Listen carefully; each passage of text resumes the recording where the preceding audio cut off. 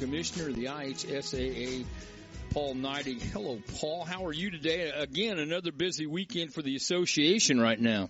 First of all, Bob, I'm doing great. Appreciate you asking, but Thank you. We'll take busy. I'll take it every day of the week. We're playing, and I'm happy to be busy right now.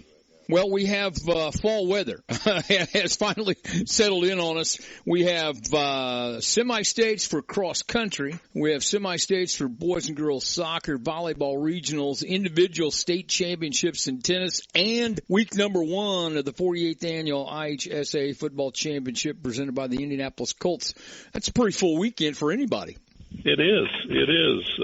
We'll be crisscrossing the state, and staff's going to be out supporting our schools and what they're doing, and our generous tournament hosts that are making all this happen for us. They're working their tails off to make sure we keep moving forward. But yeah, we're excited about this weekend. We've talked a lot about football and the number of games that have been played because on the other end of the small number of games that have been postponed or canceled. We have not talked about volleyball, which obviously is an indoor sport. Have they been affected volleyball-wise in a manner such as what happens with football? They have, Bob, and that's certainly it's the hard thing of what we do, but the numbers look very similar to what football has.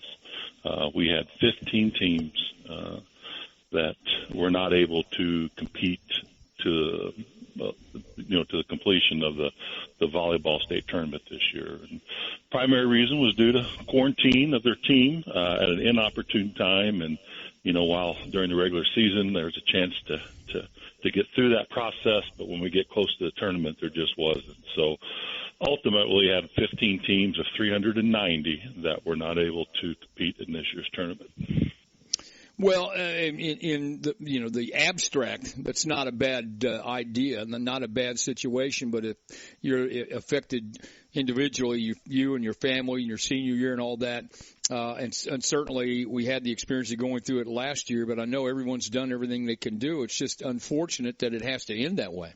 Yeah, it's absolutely right, and that just goes along with the things that you associate with COVID. There's a lot of unfairness that goes with that, and if you want to look at it as fair and unfair, but it's, unfortunately we're dealing with it, but we're dealing with it to the best of our ability, and we hate it when it comes up and a kid's affected by it, community's affected by it, but I think everybody's been gracious, and they certainly understand why. May not like it, and I understand that too, but they understand why they're not able to continue in the tournament. Paul Neidig is with us. He's the commissioner of the IHSAA, week number 10 of the football season, if you will. It is opening round for football. 5A, 6A basically not playing, so we have 1 through 4. It's a great time of year, Paul. We start football tournament action Friday night around the state. It is. You always, the crops are coming out of the field across Indiana, and the football playoffs will start. And those two things are synonymous, and we've got just a little cool air, and we're excited to get it going. I know teams are ready, and they've been preparing all season, and it's 0-0 right now. Nobody's lost a game. Everybody gets into this tournament, and their records are the same, and we're going to let the scoreboard guide us through the rest of this tournament. And, it's just fun to watch that fall excitement travel across our state within our communities. And we're going to kick it off on Friday. He's the commissioner of the IHSAA, Paul Neidig. It is our weekly conversation about all things IHSAA related. Commissioner, it's fun. We look forward to it. Have fun this weekend. Thanks for your time. Hey, thank you, Bob, and we certainly appreciate what you do for us and kids. Thanks for listening to The Commissioner's Corner with IHSAA Commissioner Paul Neidig and Coach Bob Lovell. And thank you for your continued support of the high schools in your community. This is North Knox Warrior Football on 105.7 The Ride at WUZR.com. North Knox Warrior Football presented by Hamilton DeKalb. Call Randy Hamilton today for your best place in your fields with DeKalb seed from Hamilton DeKalb. Elliott Irrigation, your Ranky irrigation dealer. Quest Orthopedics on Willow Street in Vincennes. Get answers, get results, get Quest. By Save-A-Lot Food Stores, 15th and Willow Street in Vincennes. Save up to 40% when you shop at Save-A-Lot. Graber Post Buildings on the Odin Kenneberg Road. Post up at Score with a new building from Graber Post. By Stephen Hobbs from Farm Bureau Insurance. Stop knocking on wood. See Stephen Hobbs, Farm Bureau Insurance, for your best deal. And by McDonald's in Vincennes at Bicknell. McDonald's, I'm loving it. Now for the play-by-play of North Knox Warrior football. The voice of the Warriors, Tom Lee and Ed Elliott. Good evening, everyone, and welcome to Ferdinand, Indiana, Forest Park High School. Tonight, the opening round of the IHSAA sectional tournament for the North Knox Warriors and for the Forest Park Rangers, along with Ed Elliott. I'm Tom Lee. And the North Knox Warriors ended up the season, kind of a COVID-shortened season, at 5-2 and coming off of a very impressive win last week over Attucks. I think so, Tom. And look at North Knox when you go back in retrospect and look at the beginning of the season. There was just a lot of unknowns with this team. You knew they had experience in the backfield and a quarterback, but you just weren't sure at how the line was going to perform as the season progressed. And in a way, it's been, I think, a very pleasant surprise how quickly the offensive and defensive line has really come to life and put the stamp on this team that they're here to win. And one of the big changes, and there were two of them. Number one, Braden Page moves to center. Gunnar Thompson moves out to the outside of the line to either guard or tackle. And also, North Knox moves to a 3-4 defense, and also put Bo Nolan from defensive end into the middle as a nose guard. And both of those have had immediate effects for this team.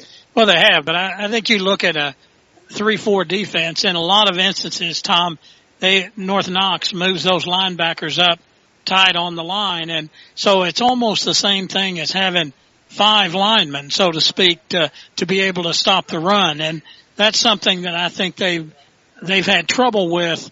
The 4 front has caused them problems with the run, but now they seem to have that cured. Stay tuned. Yoakum, Chrysler, Dodge, Jeep, Ram, Fiat, keys to winning, and the Save-A-Lot starting lineups all coming up in 2 minutes. You're listening to North Knox Warrior football right here, 105.7 The Ride at WUZR.com. Warrior fans, this is Randy Hamilton at Hamilton Farms, a.k.a. Laid Back Acres. Here at Laid Back Acres, we not only sell DeKalb and Asgrow products, but we are right there with you by planting these products as well. DeKalb and Asgrow seeds are great teammates for you and your farm with proven yield and a disease package that is second to none. Just like DeKalb and Asgrow, Warrior football is up for the challenge and ready to battle all season long. Here at Hamilton Farms, we're proud to be a part of this great community. Go Warriors, and God bless.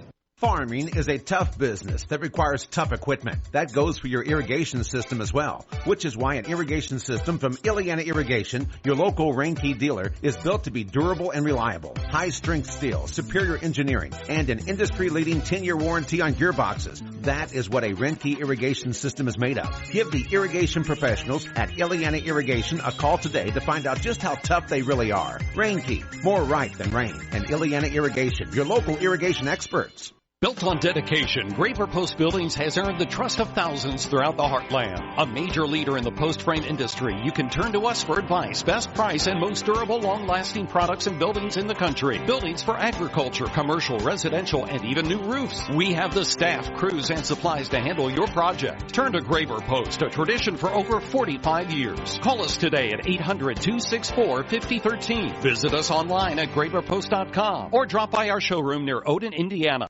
McDonald's makes pickup easier than ever. Download McDonald's app for exclusive deals and more. Earn your way to McCafe drinks with McCafe rewards. Contactless mobile order and pay makes it easy and safe for drive-through and curbside pickup. The app detects proximity to your local McDonald's and has your order ready for pickup at the drive-through. Or avoid the line and get your order delivered curbside. Download the app today and start earning free food with McDonald's rewards. Welcome back to Forest Park High School, where it's time now for the Yoakum Key to Winning. Yoakum Chrysler Dodge Jeep Ram Fiat has the key to your next new or used vehicle purchase. they're your key to a vehicle buying victory at Yoakum, Chrysler, Dodge, Jeep, Ram, Fiat, next to Kohl's on Hart Street in Vincennes. Tom, I think this is a very even ball game.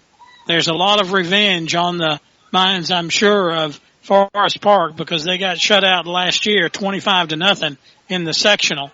So they're going to come out firing. North Knox on the road, long trip down here. I think the Yoakum key to winning is North Knox has got to come out fast and hard. They have got to take control of this game early. I also think that if North Knox at a key time during this game, they're going to have to make a pass that could be the key to winning this game. And I don't look for a lot of passing because the field looks like it's really wet. Doesn't look like the footing is very good. And so that's going to be a real key to stop Jake Begley. He's their number one producer on this team. If North Knox defense can stop him, then North Knox can control the game. And that's the Yoakum, Chrysler, Dodge, Jeep, Ram, Fiat key to winning. Well, let's take a look at the Save-A-Lot starting lineups presented by Save-A-Lot, where you can start saving up to 40% on your food bill with a trip to Save-A-Lot, where bananas are just 33 cents a pound every day. That's Save-A-Lot, 15th and Willow in Vincennes. For the Forest Park Rangers, as the door opens and papers are blowing everywhere, we'll get to that here in just a second. The quarterback is Cooper Ubelor. He is 6'1", 163, and a junior. His wingbacks will run a double wing formation. Daniel Eckert, 5'10", 165, and a senior. The other wingback is Trey Toby. He is 6', 150, and a senior. And the fullback, you mentioned him earlier, Jake Begley, he is 6 foot, 215, and a senior, so a very veteran backfield for Forest Park. A couple other players to watch for. Wide receiver Nolan Winkler, he is 6 foot, 160 pound junior. Tight end will be Bo Rashi. He is 6 foot, 180 and a junior. And their interior line, at least as far as we have it right now, the center is Anthony Wire, 6'1", 200 and a senior. The guards are Tanner Schnarr. He is 5'10", 180 and a senior, along with Clayton Bramas. He is 5'9", 200 pounds and a junior. The tackles include Reed Yoakum. He is 6 foot, 180 and a sophomore. The other tackle is Caleb Mays. He's 5'10", 280 and a junior. Ross Fuse, the head coach of Forest Park. For North Knox, they'll go like this. Rhys Hamilton, a quarterback, 6 foot, 175 and a senior. Rhett Sheridan, running back, 6 foot, 190 and a junior. The fullback will be Zach Boyle, 6'10", 6 foot actually, excuse me, 6, I wish he's 6'10", 6, so was he, 6 foot, 180. Senior. And the wingback will be Holden Jones. He's 6 foot, 155 and a junior. Well, there you go, Ed. Anyway, two tight ends, Blake Long, 5'9", 150 and a senior. It's time now for the national anthem. Keep playing,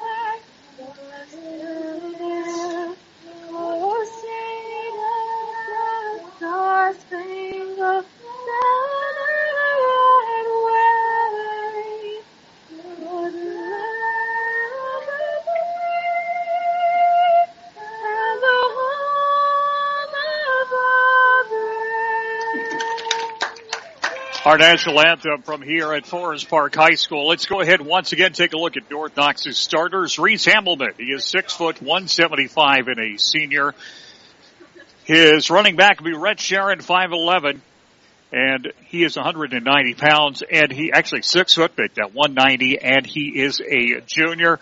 The fullback, Zach Boyle, 6 foot, 180 and a senior. The wingback will be Holton Dode, 6 foot, 155 and a junior. Two tight ends, Blake Long, 5'9", 150 and a senior. Also Brad Trinkle, 5'11", 145 and a senior. The interior line, it'll be Braden Page at center. He's 5'10" and 210, and he is a senior. The guard positions, Gunnar Thompson, 5'11", 250, and a junior, and Bo Noland at 6'2", 225 and a junior. Landon Worstel at one tackle, 6'2", 185 and a sophomore, and Dylan Bond at 5'11", 225 and a sophomore. At the other tackle, Josh Chambers, the head coach of the North Knox Warriors. Well, Tom, the coach is Ross Fuse. He's in his 9th year at Forest Park, and his record is 28 and 63.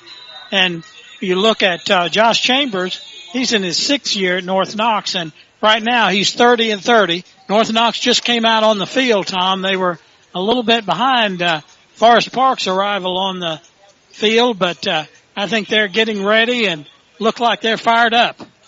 And by the way, these statistics, you want to take a look at them. A great year for Red Sharon. The last several games especially, averaging 123 yards a game, 92 carries, 861 yards, and that's only through 7 games. So even with 2 less games, he's still on pace for a 1,000-yard average. Rhys Hamilton averaging 5.5 yards a carry, and Holtman Dodds right now averaging 66 yards per game with 55 carries and 462 yards. And you were pointing out something, Ed? Well, I was saying Rhys Hamilton, he averages 3.9 yards a carry.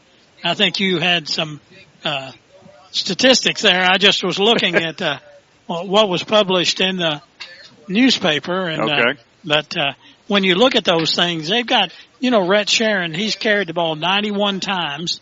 Holtman Dodds has carried it 53 times. Rhys Hamilton has carried it 47 times. So that just shows that North Knox has 3 players that are threats to really make some big yardage. And I think that's going to be a key tonight to having multiple options for Josh Chambers to go to. Yeah, it's kind of the difference between the paper and Max Preps. That's where I went to is Max Preps for these statistics. It shows Rhys Hamilton throwing 47% with a QBR of 93.5. But Ed, he's going to have to pick it up because he has not been sharp the last couple of weeks. No, he's just had some problems just hitting his receivers. He had the distance, but sometimes the accuracy is not there. North Knox is going to get the ball to start the game, Tom. They're to our right, which would be, I guess, to the west, Tom. They're lining up the west. The wind is blowing at their backs. Right. So they'll be with the wind in this first quarter. So the North Knox Warriors, we'll have to see what happens. It'll be North Knox getting the ball first. And you're talking about Holtman Dodds. He returned a kickoff for a touchdown last week. He has returned for a 38.2 average right now. He has brought back 10 returns for 382 yards. All right, Tom, and it's about time for the Illiana Irrigation Kickoff. Kick off your next big yield with a Reinke irrigation system from Illiana Irrigation in Vincennes. And now, with all the play-by-play of tonight's sectional game, the voice of the Warriors, Tom Lee. Thank you very much, Ed Elliott. Good evening, everyone. It all comes down to this. It will be Spencer Wolf kicking it away for Forest Park, and North Knox with a couple of players back. Holtman Dodds back for the Warriors, along with, I believe, Luke Brocksmith back there as well. This probably will be a short kick, Tom, just to think about the wind. I said Luke again. I meant to say Levi up there is one of the 2 up men, along with Rhett Sharon and Holtman Dodds in the middle. So again, it'll be against the wind like that. We'll see how the kick will go. Looks like the rain is gone, but it's kind of fallen off a little bit as far as temperature-wise. Yeah, about 57 degrees is what I had. So here is the kick, and it is going to be right down the middle, a little squibber. Dodds picks it up at the 20, on the bounce, 25. He gets away from one man, and he'll get hit and brought down about the 30-yard line. So about the 30-yard line is where Holtman Dodds will bring it back to, so the Warriors will have it right on the 30, 1st and 10. Right in the center of the field, and I think that'll be an important factor, Tom. They want to keep it as much in the center as they can, so to have the best footing where the crown is. So we'll see what happens. 1st and 10 Warriors. I had a chance to go out onto the field earlier, and it looks like the field itself is pretty good drainage here, so we'll have to see how that will affect things as we go through. Rhys Hamilton back there in that pistol, 5 yards back. You'll get the snap, handoff Sharon, right up the middle, pushes forward, and he'll get a couple of yards, and no more than that, maybe 2 to 3, and that's it. It'll be second down. Just about 1.5, not much. So he got upended that time, and they'll go straight ahead. So the ball be Yeah. Give him a gain of two, maybe. Yeah. Yeah, maybe. Second down and 8. So Rhys Hamilton. Well, they're playing, Forest Park's playing it really tight to the line. Boy, they are. All 11 players in the box right now. Second down. He's going to hand off outside Rhett. Sharon pushes forward. He's got the first down, I think. Yes, he does. And he'll get thrown out of bounds right past the 40-yard line down to the 41. So he found some good footing on the right side for the first down. So a good run that time for Rhett Sharon. Got 10 on that one. First down for the Warriors. Their first one. They put it down at the 41.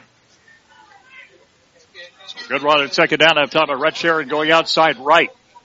Again, everybody stacked up about tight formations, both of them. Here's Rhys Hamilton. Hands it off up the middle, Sharon. Rhett going to go forward, pushes his way forward, gets a couple down to about the 43, maybe the 44. So they're running right into the power of that defense. He got 2 yards on that one. It'll be second down at 8. Well, I'm sure Forest Park has talked, Tom, that they've got to stop the run. And I think that's really what they're focused on. You can see the linebackers come up within really 3 yards or less of the ball, 4 yards. Second down at about 8. Here's Rhys Hamilton. Rhys hands it off Holtman. Dode's got a little bit of yards, picks his way through. He'll go down after a couple of yard gain out to about the 45. He gets about 2 or 3. So it'll be third down and about 6.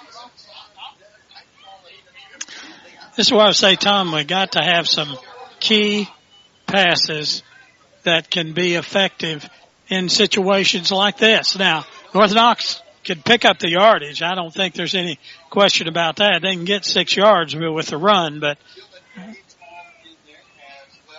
Third down and 6. Football sitting up about to 45. Here's Hamilton. Rhys rolls out right. He's going to look to throw. He's going to look. He fires it downfield. It's caught and dropped. Dropped it. So it was, it would have been a first down to Holtman Dodes, but the ball was not held onto. Nice timing, and the Warriors looked like they're forced to kick it away. Yeah, just, that was a situation where the ball got there just a little bit late, Tom. So the Warriors will kick it away. 2 men back now for Forest Park. Actually 1. Now they're going to send 2 back. They will send back, Daniel Eckert, and it looks like also Logan Ferguson. So Holtman Dodes has averaged 42 yards a kick. He'll get this one. He'll kick it away.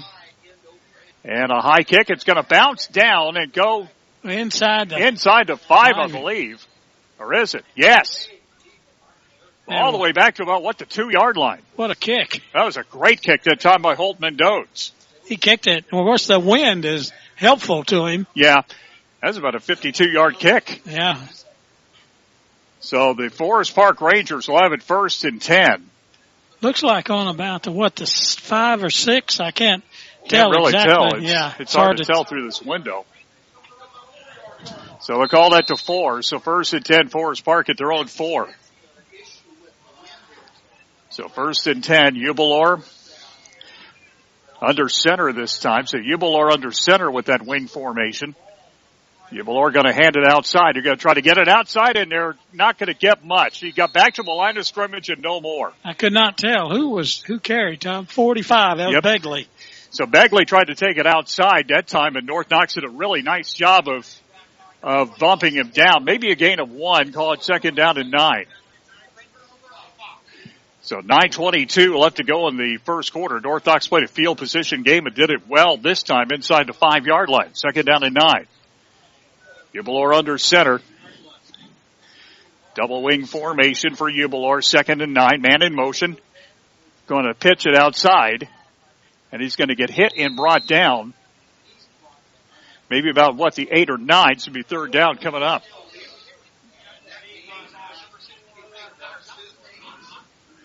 So you're going to give him third down now. Let's see. They gave him a gain of maybe 1 or 2, Ed. That wasn't that much. Third down and 7 coming up. Big down for the Warriors here. Big down for the Warriors here on third down and 7. So at the 7-yard line, he gained 2 on that one. Third down and 7. Here's Ubelor. Ubelor third down and 7. Man in motion. He's going to hand it. Now he's got to keep it himself. He's going to get hit by Rhys Hamilton and brought down. He's close to the He's first very down. close to first down. I think he may be a yard short. We'll find out. You have to bring in our punt team. So it'll be fourth down. So fourth down, and it'll be fourth and about 1. So fourth down and 1. They'll be forced to kick it away from near their end zone. And the punter will be, looks like Adam Bowman. He'll take the punt. He'll kick it away. And Dodds gets it at the middle, 40-yard line, still on his feet, 35, 30, down the middle of the field, and he's going to go down. About the 25. At the 25. Great return by Holtman Dodds. He got him at his own 40. He got 15 yards back on it. He caught it on the run, Tom, and did really a nice job of eluding those initial tacklers. So Forest Park, he got it at the Forest Park 40. Wasn't a great kick against the wind, but Holtman Dodds made it even better for the Warriors. They'll have the football now sitting up at the 25 of Forest Park. Short field, 1st and 10. Here's Rhys Hamilton. Again, a very tight formation for the Rangers. Here's Rhys. Hands it off outside Sharon. Breaks it outside. He's got some yardage. He's going to go down the sideline. 10, 5. He'll go in. Willie, is he in? No, he said he's out of bounds. He went out of bounds just short, about the 1-yard line. He dove for the end zone pylon, and he didn't get it, but the Warriors are 1st and goal. What a great run that time by Rhett Sharon. So they'll mark him down at the 2. 1st and goal, Warriors right there as they try to draw first blood in this game. 1st and goal for the Warriors at the 2. Here's Rhys. Hamilton. Low snap. He's going to run it anyway. He's going to go toward the end zone. I think he'll be just short. Yeah. Maybe gained a yard. Got it to the 1. 2nd down and goal. 2nd down and goal. Ed, that was a low snap, and that really threw it off. Yeah, it was a bad snap. I don't think that was the intention, but he didn't have anything else that he could do because you just look at Forest Park, Tom. They have so many. They've got 8 players right up there at the line of scrimmage. Of course, this is their goal line defense. Here's the snap. High snap this time. Going to run it toward the end zone. Did he get it in? Yes. He did. Touchdown. Warrior touchdown. Rhys Hamilton takes it in from 1 yard out. Ed, that was a high snap, but Hamilton just a quarterback draw right up the middle, and the Warriors score first. Yeah, it looks like now will they go for the 2 or 1? 6:55 left to go in the opening quarter. The Warriors take the lead. It looks like they're going to kick. So here comes Holtman Dodds going to try it. Zach Boyles will hold. See if he can get good footing here. That's off a little bit. The kick. Bad kick there. It just slipped. It looked like it slipped out of the holder's hands. Yeah. He never did have a chance at it. Well, actually, the ball, what it did, Ed, it came off to his right, and he had to set it up, and it just threw everything off. Warriors lead at 6-0, Ed, though, but a good play. A punt return and a flip of the field. Well, the punt made the punt made the play, and then they were able to get a short field and went in to score. They lead 6-0. Yeah, North Knox has come out, and really their run looked like Forest Park had them pretty well figured, but it was Rhett Sharon was able to get to the outside, and that's usually because there have been some pretty good blocks on that corner. The times that they have gone well, Ed, they've been able to do it outside the tackles. They've had some troubles inside, but they've done a really nice job outside the tackles. So, Forest Park, I think they have a choice. You stop the inside run or you stop the outside run. It's really difficult to stop both by just putting more people at the point of attack. So Holtman Dodds will kick it away. Warriors up 6-0 early, 6:55 left to go in the opening period. So the Warriors score in the second time they have the ball. Here's the kick. Good kick. And it's going to be deep back, and it's going to go toward the end zone. He'll go in there, and Forest Park will get it at the 20. So a nice kick that time out of Holtman Dodds. I think a nice wind-aided. Yeah, it was wind-aided. Now, the wind is not exactly hurricane force or anything. Maybe 15, 20 miles an hour. Yeah, but you get that up in the air, Tom. It really helps a lot. And I think it helps the confidence of the kicker, too. Yeah, that doesn't hurt. At the 20-yard line, Forest Park will have it 1st and 10. Warriors able to stand up defensively the first time. Let's see what they do here. Up by a 6-0 score. Here's Ubalor. Under center. Cooper Ubalor hands it off on the outside again. Not that time either. He's going to push his way. May have got a yard or two, but that's about it. So Begley gets stopped again for about maybe a 1-yard gain. So good play by the Warrior middle that time, Ed, bringing him down. Well, you can see Bo Nolan taking the center and pushing him into the backfield, Tom, and that makes a big difference when you're trying to handle the ball and the defense is already in your backfield. 2nd down and 9 now for Cooper Ubalor in Forest Park. Here's Ubalor. Hands it off up the middle. No, he's going to keep it himself. Now he's going to get hit, and he's going to go down all the way back about the 14-yard line. Great play by the defense of the Warriors, forcing a 3rd and long. Yeah, it looked like right there about a 6-yard loss. Well, the Warriors have been doing that, Ed. The last 2 or 3 weeks, they've done a great job of bringing people down for losses, and he did it that time. That was a run. That was not a sack, I don't think, Ed. That was a designed run, and he brought him down in the backfield. 3rd down. He didn't have a chance to do either. North Knox was back there in the defense as quick as anybody. 3rd and 14 now for the Forest Park Rangers. Here's Ubalor. Back to throw this time. He's going to fire it outside. It's going to be caught. Oh, what a hit! At the 25-yard line, it'll be short. What a hit that time by the Warriors. Oh, boy, I tell you.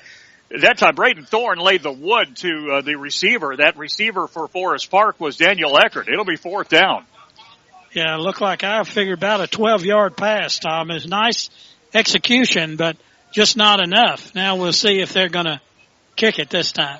So a second punt going to be coming up and it will be Bowman kicking it. Caden Bowman. Oh, that did not happen. That one was off the side of his foot. The Warriors will have another short field, maybe up about the 35-yard line. We'll find out. I think so. It's going to be that or inside the 35. It's inside the 35. They're still walking it to the 31. Oh. Another short field for the Warriors, Ed. That was just a bad punch. You wonder if the wind's enough, Tom, to where it kind of, when the punter dropped the ball to kick it, that it kind of took it off center just a bit. Well, the Warriors will see if they can take advantage of the wind. They got it for 5 minutes and 3 seconds more, and they lead 6-0 in a second short field. Boy, they've got great field position. This is the best field position they've had. They had it to 35 last time. They got it to 31 this time. Here's Rhys Hamilton, 1st and 10. Now they will shift. Rhys Hamilton will set it up now with Rhett Sharon to his right. Rhys. High snap, hands off Sharon, right up the middle, pushes forward. He'll get down to about the 28, gain of about 3. It'll be 2nd down at about 7. Maybe 2, actually. Give him a gain of 2, 2nd down and 8. So again, they went right up the middle off that left tackle that time, Ed. They got about 2 yards. So the Warriors will have it at about the 29-yard line. So give him a gain of 2, 2nd down and 8. Tom, they're bringing 8 people on the run. They've got them focused on the run. Braden Thorne now in 2nd down and 8. Handoff Holtman goes up the middle. He's going to get hit. He's going to go forward, though. He's going to go down to about the 25, it looks like. It'll be 3rd down. Tom, Forest Park is saying, we're going to stop you from running. You're going to have to pass it if you're going to beat us. At the 27-yard line now, it'll be 3rd down and about 6, so 2 more yards on that one. So 3rd and 6. 4-down territory here for the Warriors. They lead 6-0. Here is Rhys Hamilton. 3rd down and 6. Tight formation for both teams. Hands it off Thorne. Braden trying to get outside. He's going to trip. He's going to go forward. He's going to get hit, and he's going to be brought down near the line of scrimmage. Yeah, it looks like it'll be 4th down. They tried to get outside that time, and he didn't do it. 4th down. So the ball is at the 27-yard line. 4th down now. 4th and still about 6. So let's see what the Warriors do here on 4th and 6. The ball sitting inside of the 30-yard line down about the 28. Well, taking a long time in the huddle. Pass. Now they're in a spread formation, Tom. Pro set to the left. Here's Rhys. He's going to look back. He's going to throw it downfield long. He's got a man open. And it's caught. And did he get in? Touchdown, Warrior, touchdown! A lob pass that time, and guess who got it? Number 20, Holtman Dodes. So Holtman Dodes gets it in on a just lob pass that time, and a 28-yard touchdown pass. Yeah, it was well executed, and the ball was right there where it needed to be that only Holtman Dodes could catch it. They're going to try for one again. Here's Holtman Dodes. That's a better snap. That's a better kick. And the kick is good. 13-0 Warriors lead it, Ed, on two short fields. Oh, that's, I'll tell you, they've really done a good job of coming out and just being aggressive on the defensive end, Tom. They've just been just pounding Forest Park, and they haven't been able to get anything going at all, especially with their key, running back, Jake Begley. He's carried twice for 2 yards. So the Warriors will kick it away, Ed. They lead at 13-0. They've still got but look at the wind, Ed. It has died. Can you believe that? The wind advantage has gone away, at least right now. Well, you talk about a lucky break. So the Warriors are going to kick it away. Here's Holtman Dodes going to kick it away. Now the wind starts back up again. Yeah. Here's Dodes. It died for a minute. Here it is. It's going to go downfield. It's going to bounce down about the 10 to 15 to 20. 25, 30, down to the 35. So good run back that time by Forest Park. Their first run back they really have been able to make in this game. Yeah, I think about the best field position they've had, too. Trey Toby gets that one, and he'll go down about the 35. That's where Forest Park will have it 1st and 10. Warriors up 13-0, 2:48 left first period. So the Forest Park Rangers. So here comes Jubilar up to the line of scrimmage. Again, the doubling formation, 1st and 10. Here's Jubilar. Hands it off up the middle, and now they're going to get away. He busts forward, gets out to about the 39. Got about 4 on that one. But Ed, they had him in the backfield. He just got away. He's just a powerful runner. Yeah. Very nice move that time, 4 yards forward. But again, that was a hard-fought 4 because he had to break out of a tackle to do that. 2nd down at 6. Ball at the 39, 2nd and 6. Jubilar under center. 2nd down. And now they'll stand up and go back under. Jubilar, 2nd down and 6. He's going to hand it off Beckley up the middle. Not that time. He goes down after a yard gain. 3rd down. Warriors doing a great job at the offensive and defensive line both of controlling this game. 3rd down. This Third down at 5. This is a big 3rd down for Forest Park. I think they're desperate to get a 1st down. At the 41, it'll be 3rd down and 5. They had success with that pass last time, Tom, with a square out down about 10 yards. I would suspect they may want to try that again here. 3rd down. A kid paid the price up. Braden Thornton had a great hit. 3rd down and 5. Here it is. It's going to be outside, and he's going to get the 1st down, I believe. Yep, he's got it. So he just go off of left tackle that time, and they get their first down. That is Trey Toby. So Trey Toby gets the first down for Forest Park. They'll have the ball at the 46. So the first Forest Park 1st down at 1:17 left to go in the opening period. North Knox leads 13-0. Here's Jubilar under center. Double wing formation for the Warriors. Here's Jubilar. Man in motion coming across. He's going to get the football and slip down.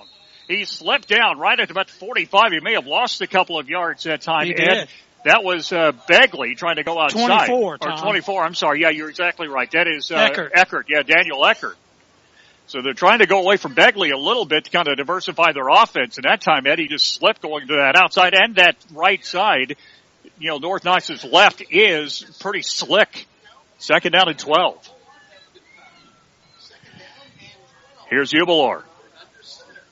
Hands off outside. Begley again. He's got some yardage up the middle. He's going to bust forward 1st down and carry people forward down to the 38. He got a really nice hole that time, Ed, and took advantage of it. 16 yards. So inside the North Knox 40, down to the 38.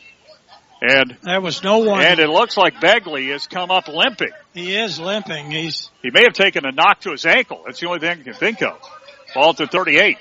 Well, he's limping. He came out of the game, so it had to be enough to where it bothered him after that big run. So let's see. It may have turned an ankle on that turf. That's the only thing I can think of. 1st and 10. Here's Jubilor. Handoff outside. Not that time. They're going to bring him all the way back down to the 39-yard line. So they were able to get the ball that time to Austin Hoppignons, and he lost yardage. And that's going to be the end of the first period of play. Good first quarter for the Warriors. They lead 13-0. We're back after this 1-minute break. You're listening to North Knox Warrior football right here. 105.7 The Ride, WUZR, Bicknell, Vincennes, at WUZR.com. Hey, it's John Yoakum at Yoakum Chrysler Dodge Jeep Ram Fiat, and do we have some great specials going on this month to make room for the 2021 models. Like take this new 2020 Chrysler Pacifica Hybrid, 33-mile range on pure electric before switching to gas, room for your whole family, and buy for employee pricing plus $3,000 rebate plus 0% financing for 60 months, and then you qualify for a $7,500 tax credit. Visit us today online or in person. We have you taken care of from all directions at Yoakum Chrysler Dodge Jeep Ram Fiat in Vincennes. Save up to 40% on your groceries at Save-A-Lot. Amazing quality, fantastic prices, satisfaction guaranteed, or 100% money back. Fresh meat is cut in store daily, and special orders on meat are available. Now your Vincent Save-A-Lot family pack ground beef is $1.99 a pound, and family pack T-bones and ribeyes are $4.99 a pound. Also, Pepsi 2 liters are 99 cents each, and 2-pound Honeycrisp apples are $2.49 a pound. Shop and save at your Vincent Save-A-Lot, where bananas are 44 cents a pound every day. 44? Yep, it's 13-0 Warriors when we get the second period of play, and Forest Park will be going from right to left, North Knox from left to right. Ed, North Knox against the wind here in the second quarter. Well, they haven't passed it enough for that to be a factor, Tom. Well, so the kicking game, though. Yeah, running will make a difference, but I think that the way Holtman Dodds is kicking it, I don't think the wind's going to affect him that much. So we'll see what happens here on 2nd down and 12. Jubilor hands it off on the outside. Hoppignons, not that time. He got maybe a 1 or 2, but not much more than that. 3rd down. Begley's still out right now. And we'll see if can you see if he's on the bench or on the sideline. He's sitting down here, Tom, right here in front of us. So he's still sitting down there, still working on his ankle. He's taping it up. The 3rd down now. I'll give him a pretty good gain. I thought, 3rd down and about 4, so give him a gain of 6. I didn't think he got that much. All right, 3rd down and 6. And what we have absolutely nothing. Just a whistle for the official, and they'll get ready to go. 3rd down, I guess I should call it 7. Maybe 3rd down in a short 7. Long 6. So here's Cooper. Jubilor under center. Jubilor. Man in motion, going to hand it off outside. Going to try to break his way through. Nope, not that time. Great tackle that time made by Levi Brocksmith. It'll be 4th down. That time they tried to run Trey Toby, make that outside, and Bob Brocksmith didn't have any of it. 4th down and 8. Maybe 7. Give him a gain of loss of 1, make it 4th and 7. 4 down territory for the Rangers. Now the ball at the North Knox 35. 4th down and 6 from the 34-yard line. Double slot to the right, split end to the right. They're going to throw it outside. It's incomplete. Warriors hold. Well, he was lucky he threw it forward. Yeah, that ball may have been tipped at the line of scrimmage at time, Ed, but the Warriors hold. They're up 13-0, and they've got the ball at their own 34-yard line. Pretty good field position again. We'll see how they can execute now against the wind, as you pointed out. Well, it's going to have to be one of those time-consuming drives that Coach Josh Chambers absolutely lives for. Yeah, it certainly wears the defense down when you can pound them and be physical with them. I have to see if Begley will come back. He's still getting an ankle worked on right now. 1st and 10 Warriors at the 34. Here's Rhys Hamilton. Rhys. Handoff to Holtman. Dodds got outside, jumps through. He's got a 30, 40, 50, 40, 30. They're not going to catch him. 20, 10, 5. Touchdown! Warrior touchdown! 68 yards for Holtman Dodds. And when he made that jump cut through the line, you knew he had a chance, and he's gone. Boy, it's a great run. Once he hurdled one player at the line of scrimmage, then there was no catching him then. No one touched him. So the Warriors, 10:42 left to go in the first half. They're up 19-0. What a run. And so the Warriors will try to make it a 20-0 lead. We'll see if they'll go for one or two. They're going to go for two. They'll go for two here, I think. They are going to go for two. Well, they're lined up that way unless they go punt it through. Here's Hamilton. Drop kick it, maybe. Hamilton back to throw. He fires it in the end zone, and it's incomplete. Oh, the other side was wide open. He just didn't see it that way. So the Warriors still lead it, though, 19-0 over the Forest Park Rangers. And Ed, with 10:42 left to go in the first half of play, a lot of credit to North Knox. Both the offensive and defensive lines really are doing the job right now. They are. I mean, the Forest Park just doesn't have an answer for them. Well, like I said, Ed, North Knox won 25-0. They were up at halftime, though, 2 years ago at home, and Forest Park came back and won. Let's see what happens here. Well, Forest Park is an explosive team. There's no doubt about it. If Begley is able to get back in the game, then they're still in it. The two men back will be Daniel Eckert and also Trey Toby. So here we go. Holden Doe's going to kick it away again against the wind now. 10:42 left to go in the first half of play. Warriors up 19-0. So up at least 3 scores. Down the middle of the field. That ball's going to bounce down at the 20. High pump bounce at time. Toby to the 30, 35, and he'll go down right there. Maybe a little bit before the 35, down to about the 37. Sorry to crowd you that time, Ed. I was just trying to look at the play. Yeah. So it's a 37 the ball go. Got a flag on the... And where's the flag at? Right there by the ball. So let's see what this is all about. It's the first penalty of the game unless they pick it up. It's against North Knox. Personal foul face mask. So personal foul face mask against the Warriors. 15 yards. Mark them off 15. So I'll give Forest Park some really good field position. That'll move it all the way up to the 47-yard line, 49-yard line. We'll see. No, actually, it's in North Knox territory at the 46. 48. Yeah, 48. Thank you. Yeah, but the 48. So short field for Forest Park. Boy, a mistake there. Gave them great field position. 19-0 Warriors lead it here. Forest Park with a short field for the first time and the wind. Here's Hubelor, the whistle. And did somebody go early? Yeah, as a flag. I see. Looks like it would be against... So we'll see if it's against Forest Park. They're marking it that direction. Looks like it. I can't see the official. Dead ball, and it is offside on North Knox. Oh, man, I thought they were marking it the other way. 20 yards of penalties in 2 plays. Yeah, 1st and 5 now, and the ball sitting up at the 38. So the Warriors get hit with an offside. They must have lined up in the neutral zone, Ed. That's the only thing I can think of. Yeah, I didn't see anybody jump. 1st and 5. Here's Hubelor. Cooper Hubelor under center.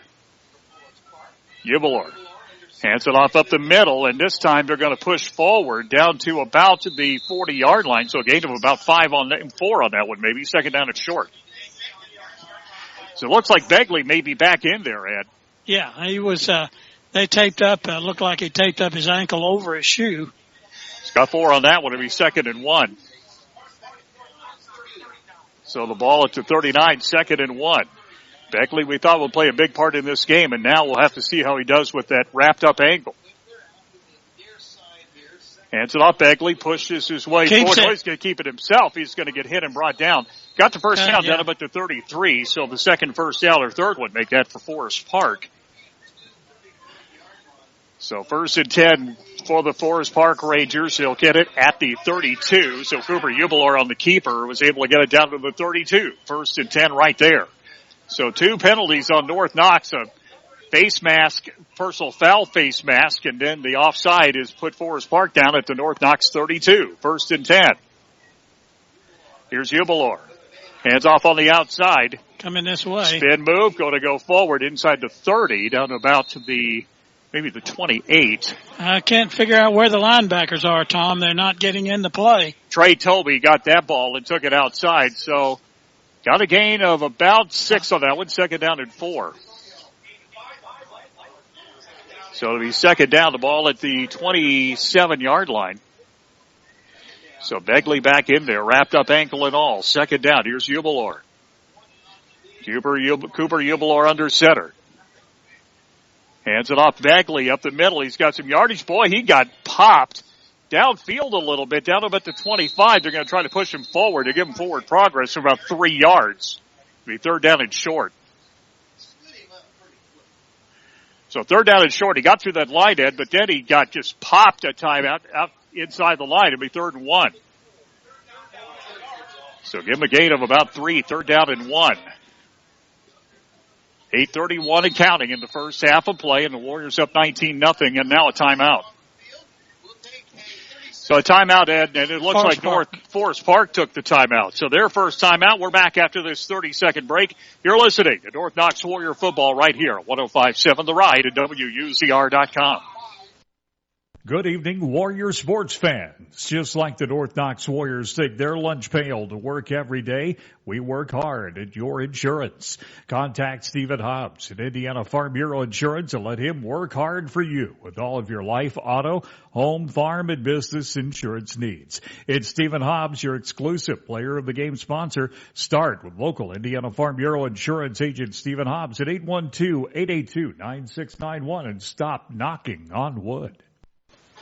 Back at Forest Park, where it's time for the Ivy Tech scoreboard update. Ivy Tech, so you can score for your future career. Ivy Tech with campuses across the area for your convenience. Only a couple of scores to update right now. Washington leading Pike Central 14-0. Been a really tough year for the Chargers. And again, this game 19-0. The rest of the games right now have not started yet or are very early in. Vincennes, Lincoln, and Owen Valley right now have been delayed by lightning, so that game will be delayed at start. Third down and 1. Who do you think's going to get it, Tom? I got a pretty good idea. Let's see. Third down and 1. And they are. Begley's going to get it. He's going to get hit that time. He's going to move him backward. I think he got the first down, but not by much. He hit a stone wall that time. Let's see where they give his forward progress. They gave his forward progress plenty enough. So it looks like they gave him the first down. We'll find out. Standing just outside the red zone. They're going to measure it, so it's closer than it looked. So third down now. Ball is setting up at the 22-yard line. They'll give it a first down. Yep. So first down, that's the 4th first down for the Rangers. They're knocking on the door of the red zone right now. They're at the 22, 1st and 10. That was kind of strange, wasn't it, Tom? Yeah, a little bit. Here's Ubelor. Outside is going to be a reverse handoff. Pass. Now they're going to throw it down the field. And it's all open, and it's caught for a touchdown. They went to the gadget play that time, and it worked for a touchdown.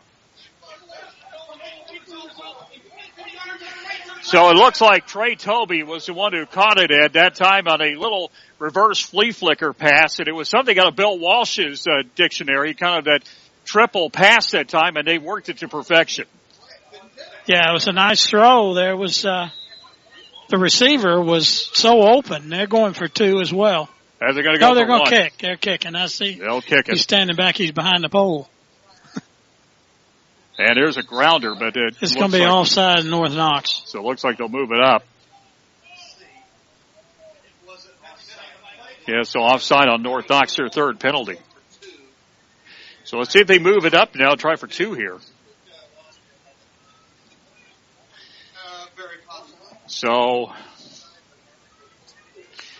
Forest Park gets back in. They are going for 2 now, I believe. Yeah, they're closer enough that they can do it. Think Begley will get it again? We'll find out. They'll try for it up the middle.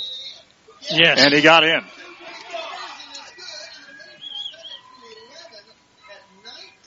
So 19-8 the score. So the North Knox Warriors will get it with 7:53 left to go in the second quarter. And I thought I heard just down the way a little bit, that was their first passing touchdown of the year.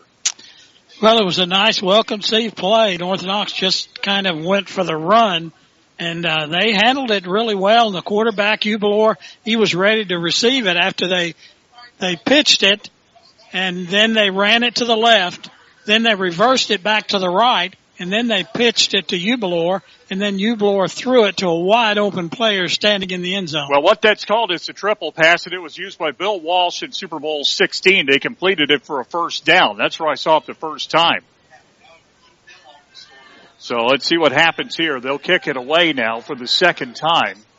Well, North Knox has got to kind of get back in the game, and not those two penalties, Tom, just killed North Knox at 20 yards. Caden Bowman will kick it away. Just Warriors turn the momentum around. Let's see. This will be right down the middle. It's going to be a bouncer picked up by the Warriors about the 30-yard line. 35, Rhett Sharon to the 40, carrying. It was Cale Jones. Was it Jones? Yeah, 52. Yep, so Cale Jones for the Warriors gets it early and will take it straight forward. Well, they've got good field position at the 40. So Cale Jones, number 52, is 5'10" and 185. He had played some tight end earlier this year, so he knows how to use his hands. Warriors will have it, though, in pretty decent field position up at the 40. Trying to score and answer Forest Park's score. Here's Rhys. Man in motion, Dodds. Hands up in the middle. Sharon Rett pushes forward 5 yards, and he'll get back to about the 46, so he got 6 on that one. And Eder's starting to kind of open up that middle a little bit that time, and Rhett Sharon did a good job of going straight forward for 6 yards. Second down and 4. 7:24 and counting left to go in the first half. Warriors up 19-8. It'll be second down. Second down and 4. Warriors in pretty good position here in Forest Park, actually toward Forest Park territory near midfield. Here's Holtman. Dodds on the outside. He's going to go forward. He's going to get back to the line of scrimmage, and no more than that. It'll be third down and about 4. That was the play he scored that touchdown around that left side. At that time, they sniffed it out. Yeah, good defense there. Give him a gain of 1, 3rd and 3. Yeah, as I say, you look at the defense that Forest Park is playing. They've got 8 players going for the run, and they're just up there at almost over top of the ball. Third down and 3. Rhys hands it outside Sharon. Rhett going to push his way forward. Puts inside. First down and more. He may go to the end zone. 30, 20, down the sideline. 10, 5. He's in. Touchdown. Warrior touchdown. Rhett Sharon for the 4th straight weekend busts along with this one 47 yards. I counted 52, Tom. Okay, 52. I'm sorry. He was on the 47. Okay. Yeah, 53 then. So 53-yard run for Rhett Sharon, and the North Knox Warriors have answered with a score of their own. They lead at 25-8. Yeah, I'll tell you, who would have thought this was going to be a game that was just a shootout? Well, the Warriors, Holden and Dodds, will go for 1. Wind is still a little bit breezy, but not. Now it's starting to kind of flip a little bit. Here's Zach Boyles trying for the extra point. Now they're going to run it. They're looking to throw. Here's the throw. The end zone. He threw it too hard. Rhys Hamilton had a wide open Brent Trinkle and couldn't hit him. Yeah, just overthrew him. Again, Tom, it's tough. Right-handed quarterback rolling to the left. It's just hard to kind of float that ball in, but it was just a little bit off. 17-point lead for the Warriors now, 25-8 with 6:22 left to go. And North Knox right now they've had 4 touchdowns and they have 1 extra point after them. So 25-8, the Warriors lead it now by 17. Warriors will kick it away again. So Rhett Sharon, Ed, what is it, the 4th straight week, I believe, he's had a run of over 50 yards for a score. Well, he's just trying to keep up with Holtman. So Holtman, Dodds, and Rhett Sharon have both run for scores. Holtman has also caught a pass for a touchdown. So 2 men back again for Forest Park. Look, these balls, all of the kicks tonight have been low, Ed, trying to use that ground to their advantage, especially against the wind. We'll see what Holtman does here. He'll kick it high that time. It's going to go pretty good, too, about the 15-yard line to the 20, 25, hits defense there, and he'll go down right at the 30-yard line. So the Warriors doing a good job of stifling the wedge that time and bringing him down at the 30. I was just trying to see if there were any flags. Well, not that we can see. No. 29-yard line is where it is, first down and 10. So the 29-yard line, first and 10 for the Forest Park Rangers. Warriors up 17 now, 25-8. 6:16 left to go in the first half of play. Here's Cooper Ubelor. Begley again with that injured ankle back there, very tight to the line of scrimmage. He's going to hand it off to Begley up the middle. Now he's going to keep it himself. I can't believe they didn't call holding. And he's going to go down right about the 35-yard line. So you got about 3, maybe 4. No flags are down, though. It'll be second down and... Got 5 yards. Okay, I'll give him a gain of 5 on that one. So call actually maybe 6. Second down and 4. So second down and 4. Ball right at the 35-yard line. Warriors with 5:51 left to go in the half, lead at 25-8. If they can stop Forest Park here, Rangers get the ball in the second half, and if they can stop them here. Second down and 4. Hands it off Begley. Begley up the middle that time. He's going to go straight forward. He bowls his way all the way inside the 45 into about the 47. So a good run that time. 5th first down now for Forest Park. So Ed Forest Park right now with 5 first downs. Only got North Knox for 2, but they've had either short fields or long runs. Well, long runs. One a 70-yarder, and then the other one a 53-yarder. 1st and 10 at the Forest Park 48. Here's Ubelor under center. He's going to hold it himself. He's going to run outside. He's going to get strung out by Rhett Sharon, and he's going to be brought down all the way back at the 40. What a play by Rhett Sharon. They're going to give him forward. They'll give him forward progress, but he still lost about 3 yards. Yeah. Second down and actually give him a loss of 2.5 maybe. Second down and call it a short 13. He tried to string it outside the time, Ed, and lost his momentum. Second down and 13. Yep, 13. Second down and 13. The ball setting up at the Forest Park 44. They're going to have to hurry on their call. Here's Ubelor. Man in motion, going to hand it off. That's another kind of a triple pass. Play. Now they're not going to get it that time. Now they throw it outside. Incomplete. He threw it over his head. He was looking once again for Trey Toby and threw it over his head. And that was that same triple pass, but North Knox did a better job of covering it. It'll be third down. Yeah, he was open. Had some mess-ups in their backfield, too. One of the players on the fake fell down. But he overthrew it, badly. Of course, they're with the wind, and so he overthrew it. He took the wind, took it. Third down. It looked a little bit like Rhys Hamilton's pass. Kinda, yeah. So third down. Here's third down. Cooper Ubelor. Third down at about 13. Man in motion coming across. They're going to hand it off again. That's another one. He's going to throw it downfield. This time it's caught by Toby. Trey Toby has got it to the 40, and they got the first down to the 39. You would think that the Warriors would know that play, but that time they got taken in again.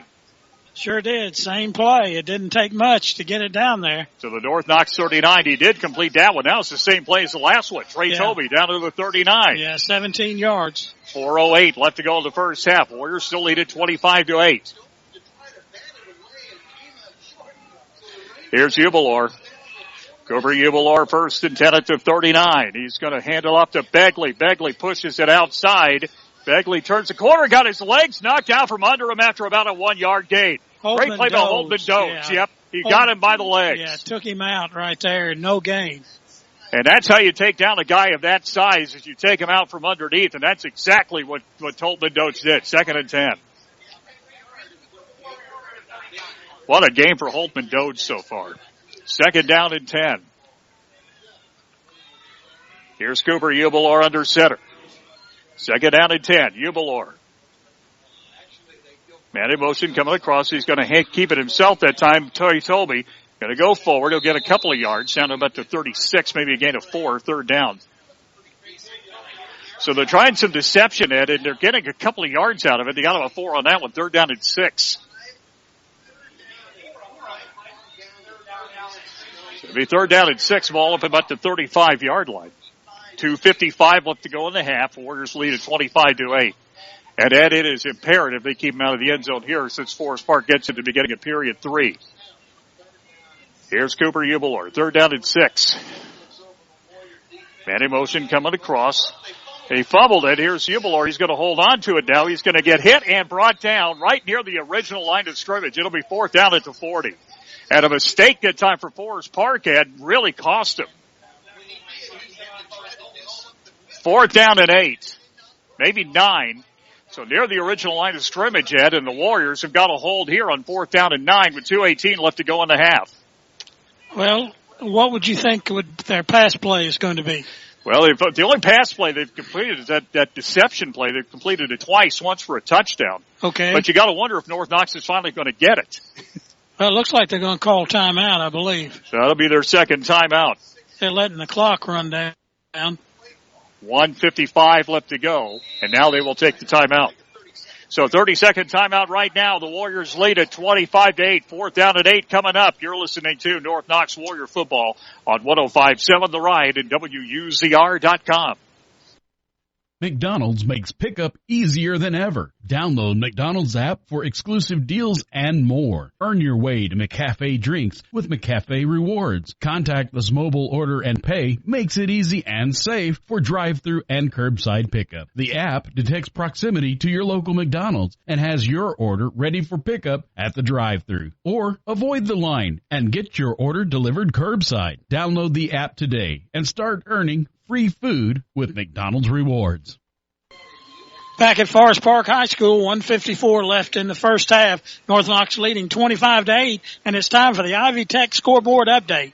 Ivy Tech, so you can score for your future career. Ivy Tech with campuses across the area for your convenience. Washington still leading Pike Central 14-0 at Hatchet Hollow.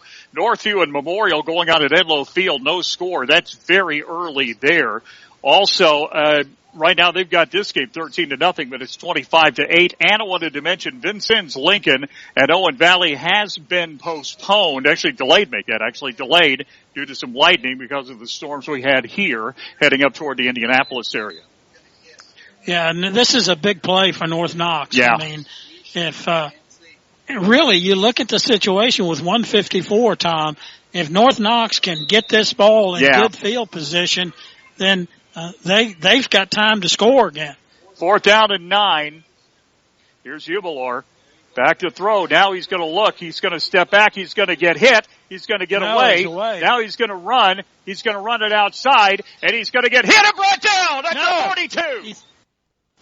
And he's gone down the sideline. He was able to get away, and now a flag down late. Yeah. How did he get away? Well, he threw it, Tom. That was the key. He threw it downfield and caught. North Knox just didn't get the coverage on them like they needed to. And the ball down at the 10-yard line, and it may be closer. Let's see what this flag is. It's going to be half the distance. It's personal foul. Hitting that late out of bounds. Well, I thought he went down at the 42, Ed. He must have got rid of that ball. Now, I don't have a great view out of my window. He did. It was a nice pass and just a little bit of a bobble that he was able to go ahead and make the completion. 4 penalties in 25 face yards. That'd be a face mask. So 4-yard penalty. That'll go down to the 4-yard line. So 25-8 to score. And Cooper Jubilar will have it. It'll be down at actually the 5 is where they'll put it down. So down at the 5-yard line, Forest Park after a magical getaway that time by Cooper Jubilar. Full house backfield. Here's Jubilar. Hands off Begley up the middle. He's going to go toward the end zone. Did he get in? Yes, he did. He did. So a touchdown by Begley that time. So Begley goes in with 1:34 left to go in the second quarter of play. And Ed, that was a great play by Cooper Jubilar getting away from and making that pass play. Yeah, it's just those situations where you're trying to get good coverage, but they've been more effective, Tom, with the pass than they have with the run. They have. I mean, North Knox really, I don't think, expected it, to be honest. So let's see what they do here. They'll try for the extra point, and a whistle goes. No, kick. It's no kick. So we'll see what they got here. They got something that just looks like I don't know what the officials are doing here. They'll have to try it again. Here we Dead go. ball Here's fell. the signal. That's a false Illegal start procedure. to move it back 5. Yeah. That is the second penalty, a false start penalty that time on Forest Park. So they'll try again. Down 11, 25-14. They're going to try to go into 10-point territory here if they can get it through. They have the ball beginning in the second half. So they'll try it again from 5 yards back. And it'll be Butel looks like going to try for it. That's a slow snap. Got it down anyway. The kick looks good, and it is. So Butel able to get it through. Minute 34 left in the half, though, Tom. There, if North Knox can move the ball, they can. They've got time for 3, maybe 4 plays. So the Warriors still lead it by a 25-15 count, and Forest Park will have the ball beginning the second half. So if the Warriors can put points on the board here, it'll be very good for them. It's 25-15. Again, 94 seconds left to go till halftime. The one good thing, though, Ed, North Knox has really done a great job offensively when they've had the chance. They have, but they've made some mistakes from the standpoint of penalties.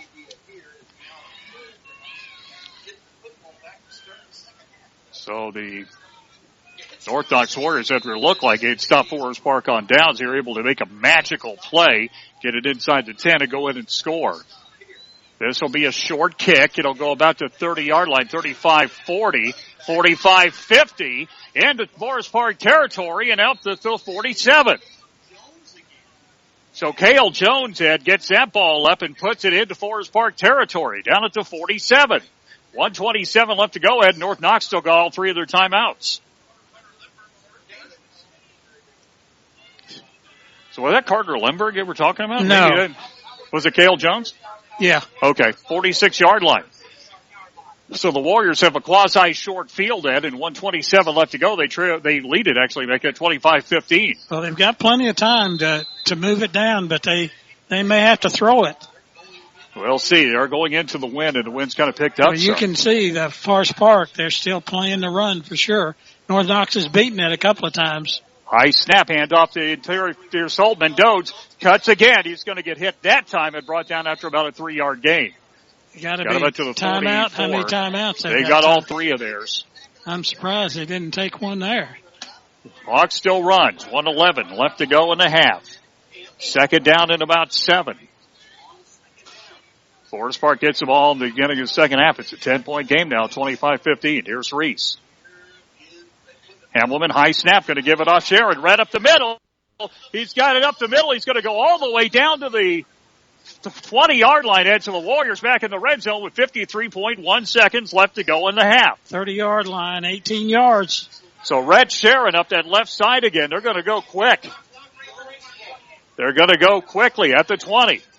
Here's Rhys. Hamilton hands it off outside. Rhett going to try to break through. He's going to break through. He's going to go straight ahead to the 25. Now they've got to call time. Now they have to call one. 38.3 seconds, and I think they do. So the Warriors going to take a timeout, Ed. We'll go ahead and keep it here. 38.3 seconds left to go, Ed, and the Warriors have taken it all the way from their own 40 down to about the 25, or actually on the 25-yard line. So, Ed, 38 seconds left to go. Let's see what the Warriors will do here. Boy, if they can get into the end zone, Ed, that would be a biggie. Tom, I don't know. They may be able to do it on the ground, but I don't know. Well, they've been able to. Yeah, but the lines have dominated. I mean, North Knox's lines have just done outstanding. Both the offensive and defensive lines have won this game so far, but it's Forest Park and the passing game that's been the major thing. So he's taking North Knox back a little bit.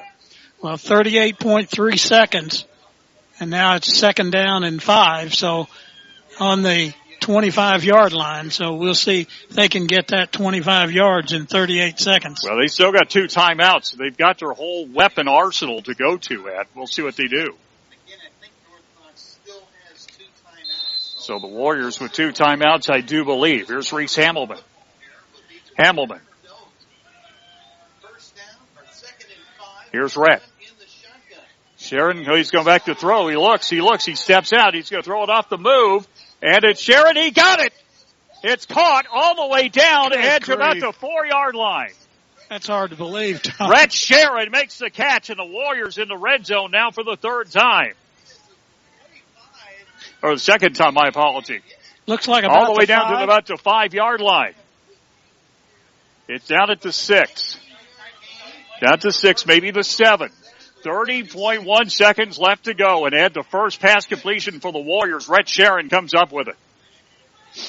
First and goal, Warriors from the 6. They got 30 seconds left. They got 2 timeouts. Here's Rhys. Hands it off up the middle. Sharon pushes forward. He's going to bowl toward the end zone. Gets inside the 5, down to about the 4. Timeout here. 22 seconds left to go. Like I said, they've got 2, and they'll take 1 here. So the Warriors inside the 5. And down to just inside the 5 to the 4.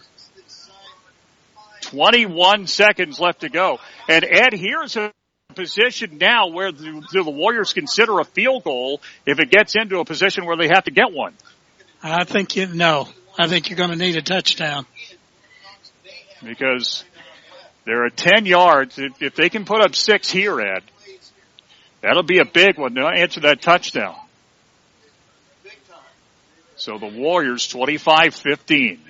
They lead it. They got the ball. 21 seconds left to go in the half. Forest Park gets the ball at the beginning of the 3rd period. So, Ed, I think it's imperative that they score here.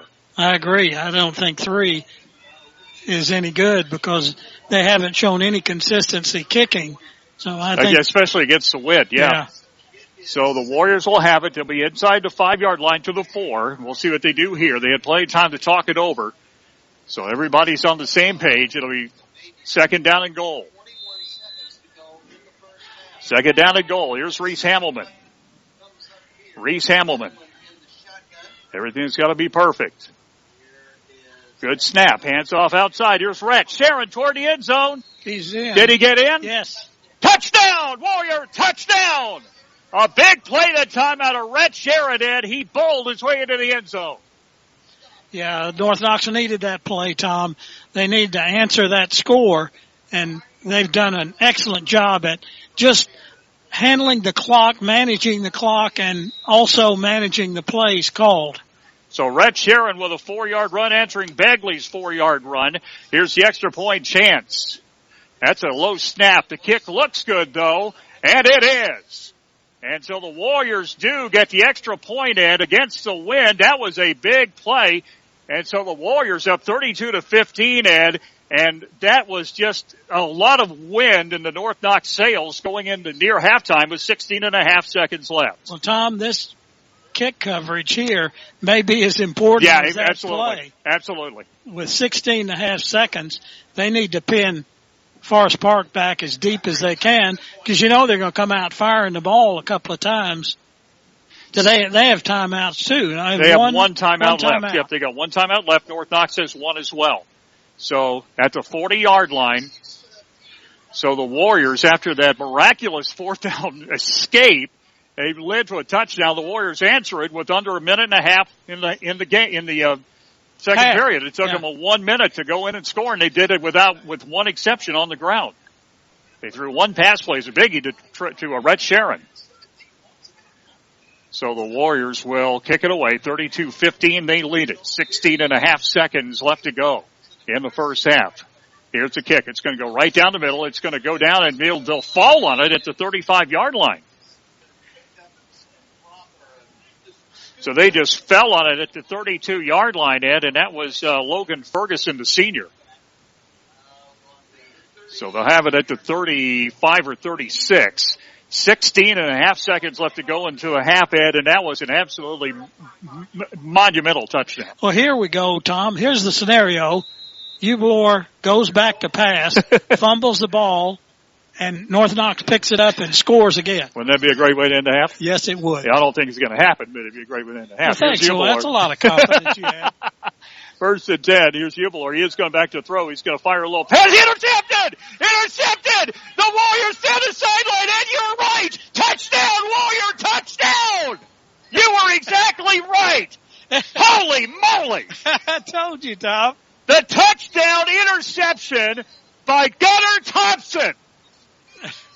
Gunnar Thompson read that screen exactly well, and Gunnar Thompson gunned it into the end zone for the score. Boy, Tom, you have a middle screen like that, you really run the risk if the defensive linemen don't go for it. Ed really is works. psychic. I'm not kidding you. He is absolutely psychic. I can't believe that. Listen, I told you. Holy moly. You just had no faith in me, Tom. Holy moly. That's all I can say. Here's the extra point. Gunnar Thompson.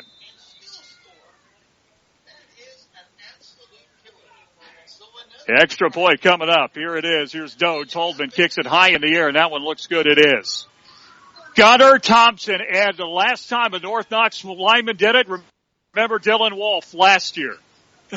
Well, I'll tell you, what a boost going into halftime, Tom, and there's still now 6.4 seconds, so we can see what'll happen here. And I am never going to doubt you again. Well, just bow would be good enough. Oh, my word. So the one time you had to be right. Oh, man. But it wasn't a fumble, though. No. It wasn't a fumble. No, I'm sorry. You're right. Somehow that part was a little fuzzy. Oh, my goodness. Good grief. I've been around football for 30 years, and I still can't believe that. 39-15. It was a great catch, too. Yep. That was good pressure. I mean, they had pressure on him, and they knew he was going to throw it. The guys from Forest Park made a comment. That's exactly right. He lost his footing, too, and he still got in the end zone. Yeah. So the Warriors will kick it away. 6.4 left to go. 39-15 here in the first half. Here's the kick. They'll do it again right down the middle of the field. It'll be bouncing down. Is it going to go out? It will. They'll probably make him re-kick it, I would guess. Yeah, I think so. I would.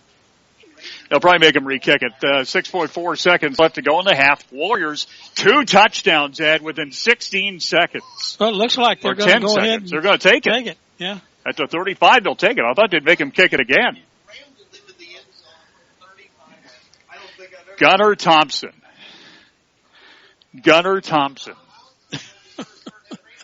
Well, you knew who called it anyway. That was good. I've been, like I said, I've been looking, I wanted that kid to do well because I saw him in basketball and football. And I've always wanted him to do well. They're going to go ahead. Looks like, let's see if they do here. They're going to hand it off up the middle. Bagley, you'll get a couple of yards and that's it. That'll take us to halftime. And oh, what a first half it has been. 39-15, Warriors lead it.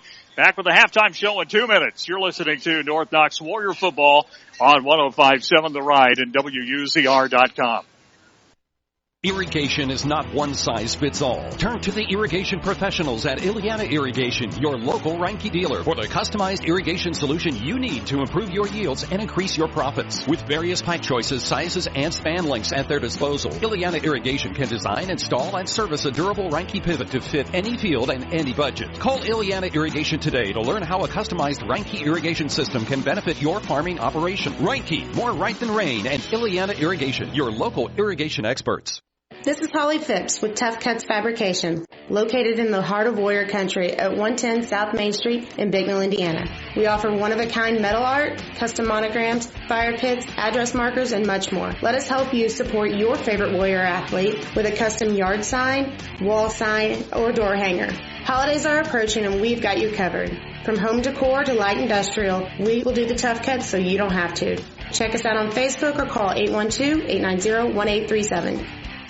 Have a shoulder or knee bothering you? Hurting when you exercise or participate in sports? Painful when you're on the job or working around the house? Many shoulder and knee problems are treated with simple rehab. But when surgery is necessary, Dr. Terry Fenwick provides the latest outpatient arthroscopic techniques to reduce pain and recovery time so you can return to your work and activities faster. Don't let shoulder or knee pain get you down any longer. See Dr. Fenwick, a leader in sports medicine. Get answers, get results, get Quest Orthopedics on Willow Street in Vincennes. If you haven't heard, the state of Indiana is paying for Ivy Tech classes in some certificate programs through the Next Level Jobs program. These certificates are short-term training that can lead to quality employment in many fields, including healthcare and information technology. If you need education and training to prepare for a new career quickly, apply to Ivy Tech today and ask them about Indiana's Next Level Jobs program. Apply at ivytech.edu/apply now. Classes start October 26th and January 19th. Back once again here at Forest Park, and I think everybody here is about as stunned as I am. 39-15, Warriors lead it now. With about 16 minutes left to go in halftime. It's a halftime show along with Ed Elliott. I'm Tom Lee. Let's take a look at the scoring. And Ed, North Knox has had to punt once, and that was on their opening drive. And they pinned Forest Park down so deep that it changed the momentum in the game. It did. I mean, that's exactly right. They flipped the field, got him inside the 4-yard line, forced a punt, and then they got it in short field, and then Rhys Hamilton took it in from 1-yard run to start the scoring at 6:55 of the first period of play. And then Holtman Dodds catches a Rhys Hamilton 28-yard pass. He only completed 2 passes, but both were big. That one a 28-yard pass to the end zone, 13-0 Warriors. It's 2:54 in the first quarter, and then the fun started in the second quarter for both of these teams. Holtman Dodds, 68-yard touchdown run, jump cut at the line, took it down the left side all the way to the end zone. And 2-point conversion unsuccessful, 19-0. And then Forest Park does what's called a triple pass, and Trey Tobey gets it in the end zone for 22 yards pass. Perfect pass by Cooper Ubler. He's wide open in the end zone. They made it 19-8, and it's back to an 11-point game. But then Rhett Sharon, for the 4th straight week, going back to the Linton game, ran a 53-yard touchdown run. 2-point conversion unsuccessful, 25-8. And then Forest Park came back after a miraculous escape down on the left sideline. He was able to hit Toby down the sideline to about the 6-yard line, and Begley took it the rest of the way, actually to the 8. A penalty gave it to the 4. Begley takes it in, made it a 10-point game, and we thought from here, boy, North Knox had to score to get it going. They only had a minute and a half left, and what did they do? They not scored once, they scored twice. Rhett Sharon on a 4-yard run with 16 and a half seconds left to go, 32-15. I thought that may have put some wind in North Knox's sails, but the real wind came when Gunnar Thompson made an interception return. I'm trying to figure out how many yards, maybe about 35 on the interception return. So, Ed, North Knox's second pick 6 of the year, and it happened by alignment. Gunnar Thompson got it with one hand, rumbled, bumbled, and stumbled his 250-pound frame all the way down the left side to the end zone. Holtman Dodds with the extra point for twice in a row. The Warriors lead it at halftime, 39-15. First down, North Knox only had 3. I mean, it's been a big play palooza for the Warriors. DeForest Park was 6. North Knox was 2 of 2 in the red zone, and Forest Park was 1 of 1. No turnovers in this half, especially on a sloppy field. It's very impressive. Penalties, 4 for 25 for the Warriors and 2 for 10 for Forest Park. Offensive statistics now. Here's Ed Elliott. All right, Tom, I think first we ought to say that we appreciate Quest Turnover for their turnover for really that one. They kind of gave us that one for Forest Park. So. Do you have it or you want me to do it? No, go ahead, Tom. All right. And a reminder, when you do get a turnover from the North Knox Warriors, you can turn over your injury rehabilitation to Dr. Terry Fenwick at Quest Orthopedics.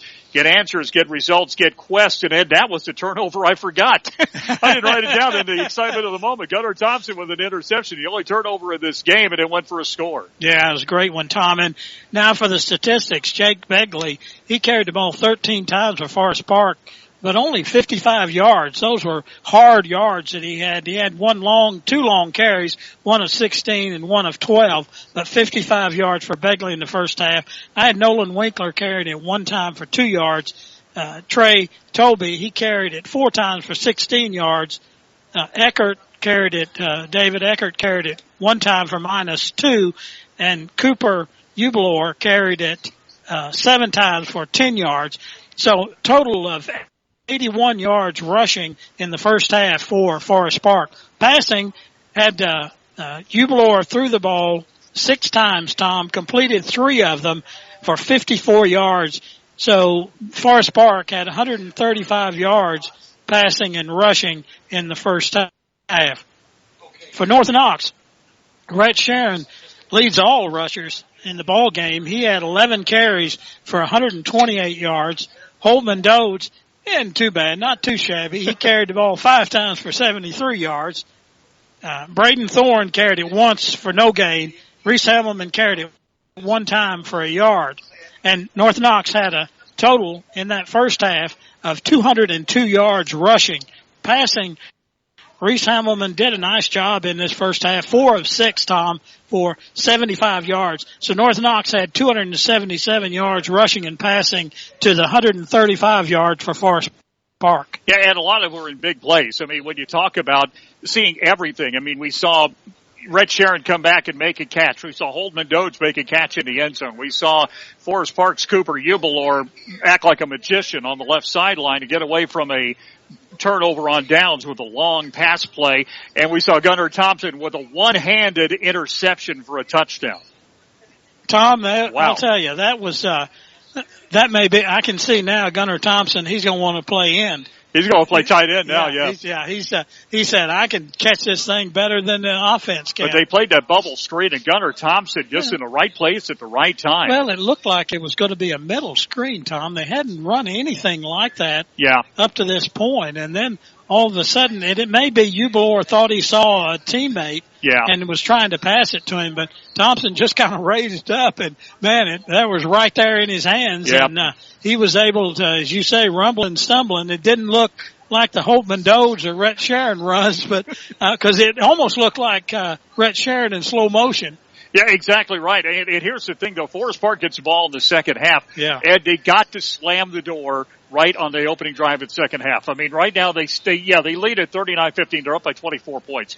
But remember, 2 years ago, the Warriors led it, not by this much, but they led it, and Forest Park came back and won the game. And you got to think that is what is going through the mind right now of Josh Chambers. Yeah, well, I think he knows what it's going to take. I mean, this Forest Park ball club is a good team, Tom. Beckley is a good runner. Ubelor is a good quarterback, and they've got some nice receivers. What's going to have to happen is, like you say, come out here right at the beginning, get a good kick, and then just shut it down and 3 and out. If you're the North Knox Warriors, you get the choice. I think you take the win in the third period. You have to.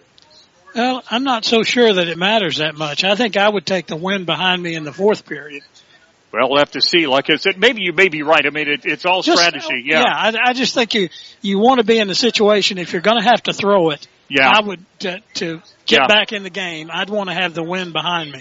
So 6 minutes left to go, and they're going to add another 3 on, of course. Oh, no, no doubt about it. That's just standard operating procedure.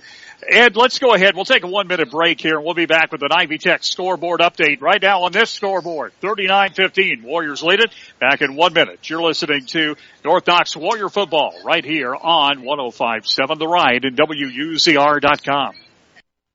Hey, it's John Yoakum at Yoakum Chrysler Dodge Jeep Ram Fiat, and do we have some great specials going on this month to make room for the 2021 models? Like take this new 2020 Chrysler Pacifica Hybrid, 33-mile range on pure electric before switching to gas, room for your whole family, and buy for employee pricing plus $3,000 rebate plus 0% financing for 60 months, and then you qualify for a $7,500 tax credit. Visit us today online or in person. We have you taken care of from all directions at Yoakum Chrysler Dodge Jeep Ram Fiat in Vincennes.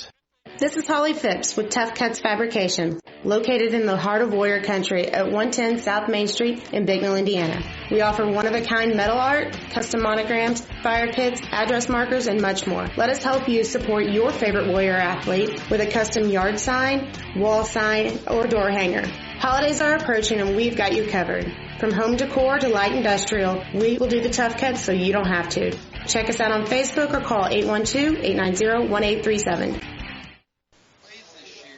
Back once again here at North Knox High School along with Ed Elliott. Ed, go ahead. And it's time for the Ivy Tech scoreboard update. Ivy Tech, so you can score for your future career. Ivy Tech with campuses across the area for your convenience. A lot of score updates now. Let's get to it. Central and Jasper right now, no score in the first quarter. They're just underway. Same with Wrights and Harrison. Northview and Memorial scoreless in the second quarter. This is a bellwether game between the WIC and the SIAC tonight. Right now, no score in the second. Yeah, we've had a lot of the kind of interesting situations in the sectional, Tom. Would you mention, I don't think you mentioned anything about the situation with Tell City and what happened to them today. Let's go ahead and get to that. I'll see if we got an update on their score. I'll go right down the list. So 3A sectional 30, Washington 20, Pike Central nothing, Vincent's Lincoln up 2 scores. Now we're rolling Valley in the second quarter, 14-0. Sullivan 7, Princeton nothing. Gibson Southern and Heritage Hills just underway, no score. Southridge 14, Mount Vernon nothing. Bosse and North Harrison scoreless. And Mater Dei right now leading South Spencer 7-0. If North Knox keeps on winning, they get Mater Dei at Warrior Stadium next week. Yeah, that'll be more than likely. That would be a tough ball game for sure. And by the way, North Posey and Crawford County, that one about ready to start. And Linton leading Tell City right now 7-0 in the first quarter. And Ed, tell them a little bit about what's going on with Tell City. Well, I think Tell City had a situation today where they ended up having some COVID-19 cases, and ended up where half their team was in quarantine. So they're playing really undermanned tonight. And they got the Linton Miners coming into town. It even makes it tougher. Although Linton's taking maybe a 3-hour trip down there, so that may balance out a little bit. Linton leading 7-0 right now. By the way, Tecumseh 6, Eastern Green 0. That game at Braves Field at just outside of Linville. And the other game, Perry Central at Springs Valley, about ready to get underway. By the way, Castle and North both with byes due to 5A having the week off, 6A same way, and Boonville's got a 4A bye. They're off tonight as well. Tom, North Knox has played a good ball game tonight. I think coming down here, and they did come out right at the beginning and kind of took control of the game, and they've been able to do what they've needed to do, both passing and running the ball. And I think that the passing has also helped them with their running game. You got to understand, though, the passing, even incomplete passes have helped them to open things up. But they've thrown the ball, as you mentioned, 6 times. He's completed 4 of them. And the 2 that I remember, one was that touchdown pass to Holdman Doge, which was an absolute looper into the end zone. And then Rhett Sharon had to come back. He had great coverage on him, and he came back and made the catch anyway. And that led to that touchdown with 16.5 seconds left to go. And I tell you what, so that passing attack, it hasn't been pretty, by any means, but it's been decently effective. Well, it has, and I think that's all you need to be effective, Tom. Yeah. Well, I tell you what, by the way, I want to mention North Knox coming back on the field down here to our left. And they've got about 4 minutes left to go to warm up, and that probably with the air coming in is probably a relative term. But I tell you, the North Knox Warriors, again, leading at 39-15 right now. And Ed, if North Knox and Mater Dei both win, it's the Warriors and Wildcats in the rematch of the sectional championship next week, and where the sectional championship took place a year ago at Warrior Stadium. Yeah, and I think this is a circumstance where I had said early on I thought that Tell City was the favorite in the sectional. Yeah. But I know that Mater Dei plays a tough schedule. There's no question about that. But I think this is a situation. Well, now. Sagarin says it. Yeah. Sagarin said, they're in the top 10 in Sagarin ratings. Yeah, well, I think that's part of it is on past history as well, too. So yeah. I think that when you look at the sectional in a way, Mater Dei is 5-4. It's not like they're undefeated. Exactly. I think that's another factor. And but I think this is a situation now to where it's wide open, Tom. Yeah. For who can win this sectional. I agree. I think North Knox has just as good a chance to win it as anybody else in it. Well, this performance tonight, especially offensively and early on defensively, I think really showed it right now.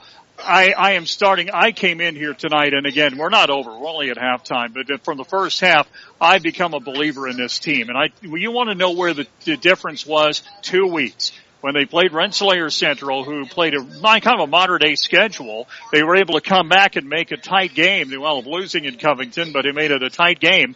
And then they came out the next week and just put the hammer to Linton and broke a long-term jinx at Roy Williams Field. Yeah. That really set them up. And I think that point about where the victory was is as important as the win.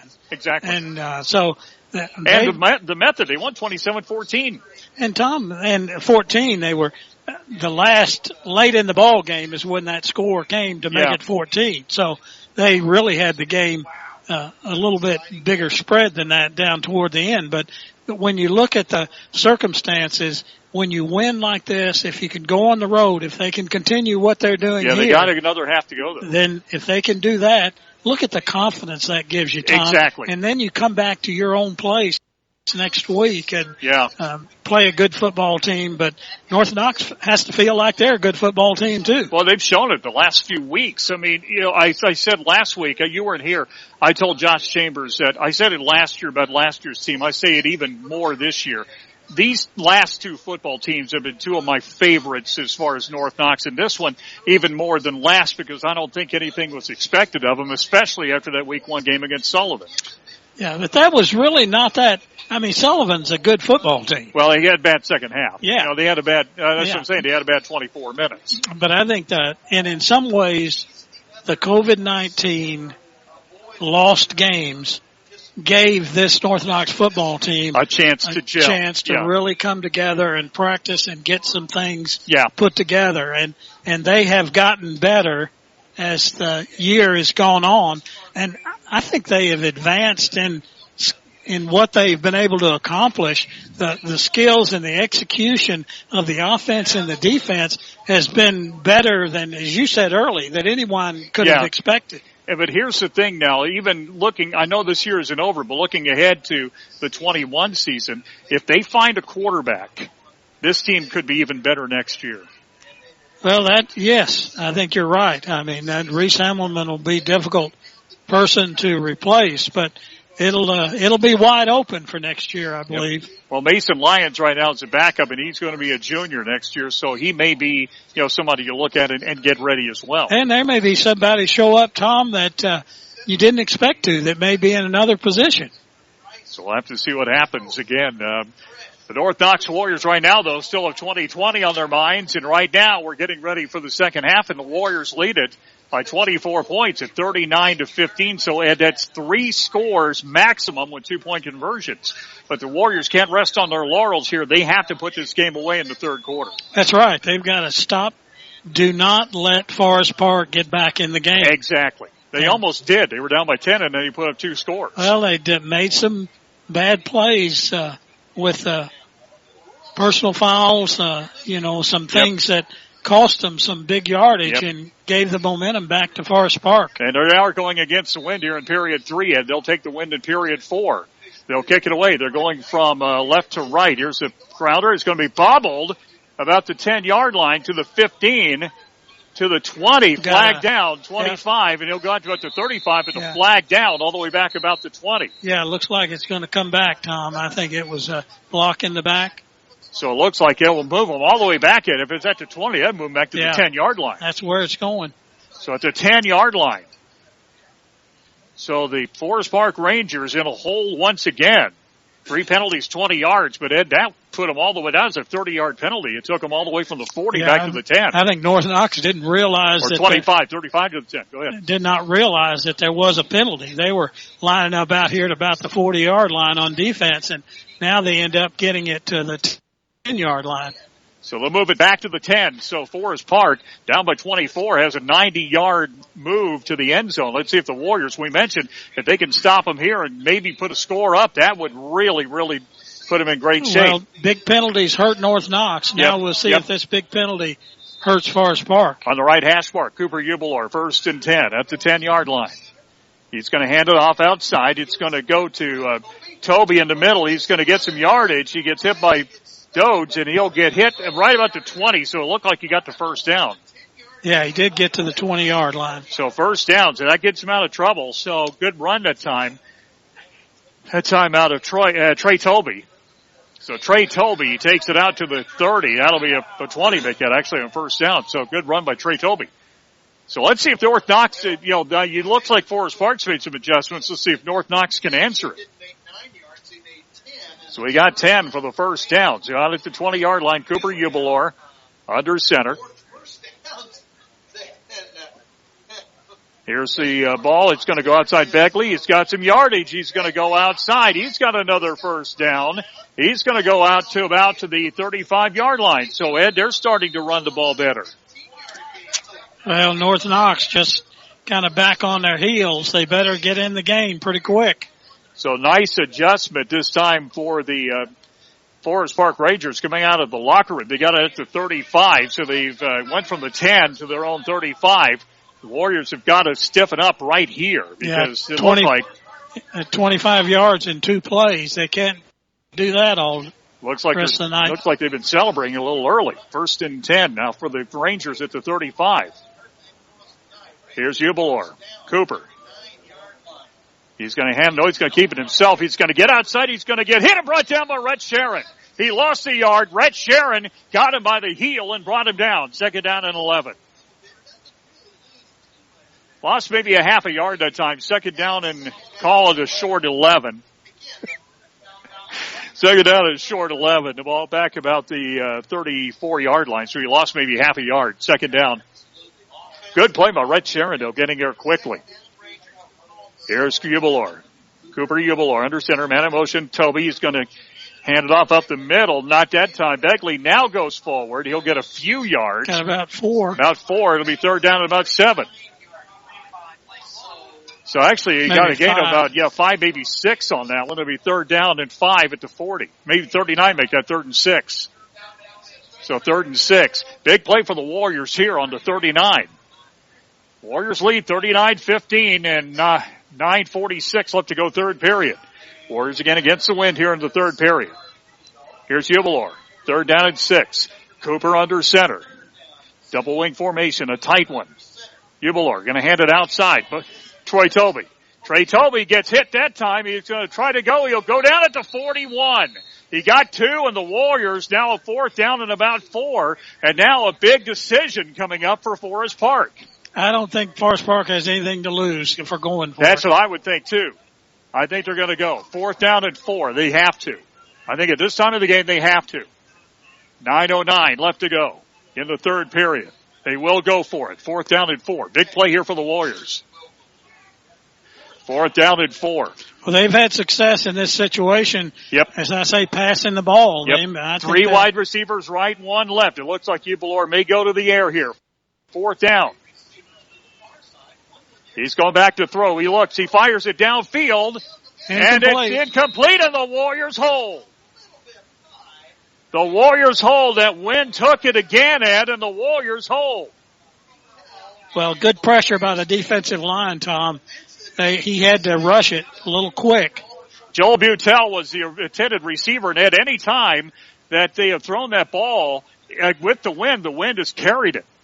Yeah, that time I think, as I say, I think the pressure from the defensive line breaking through forced him to throw the ball before he wanted to. Warriors have it at the Forest Park 39-yard line. Let's see if they can maybe put the nail in here this time. Here's Rhys Hamilton at the 39, first and 10.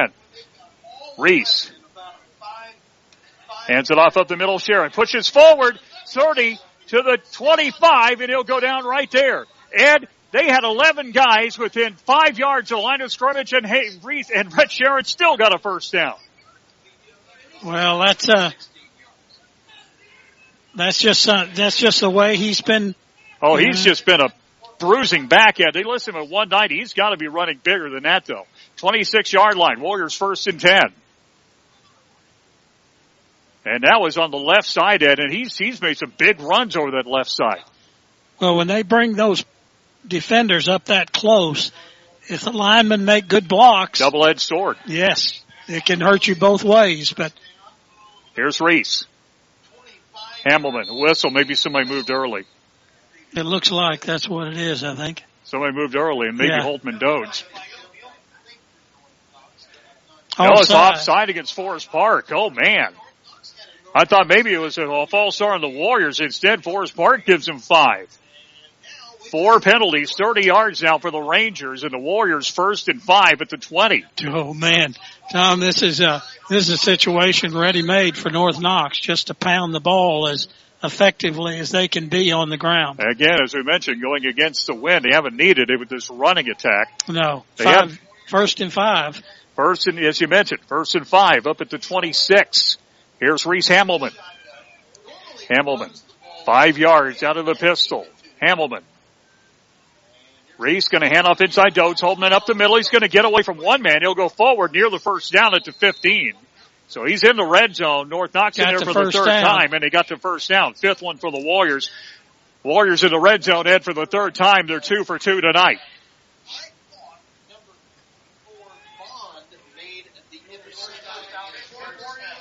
$15.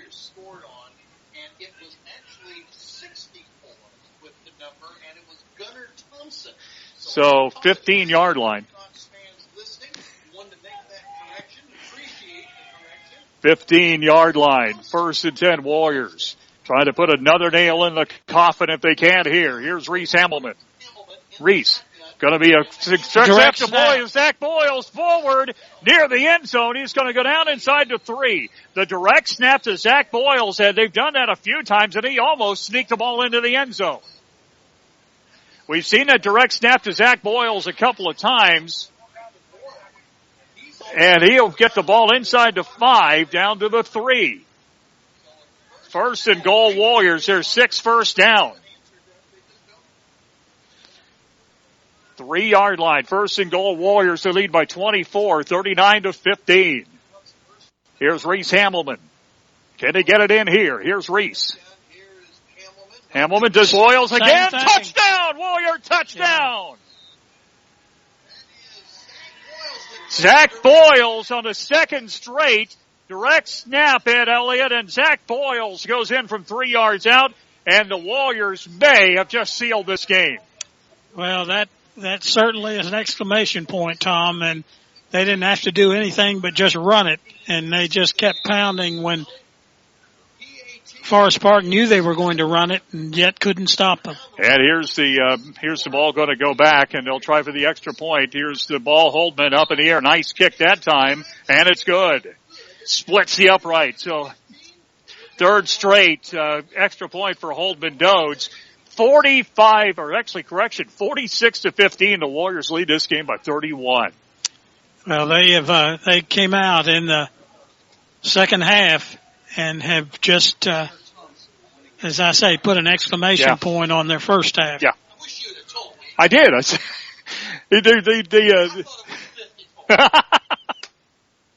and so, thank you.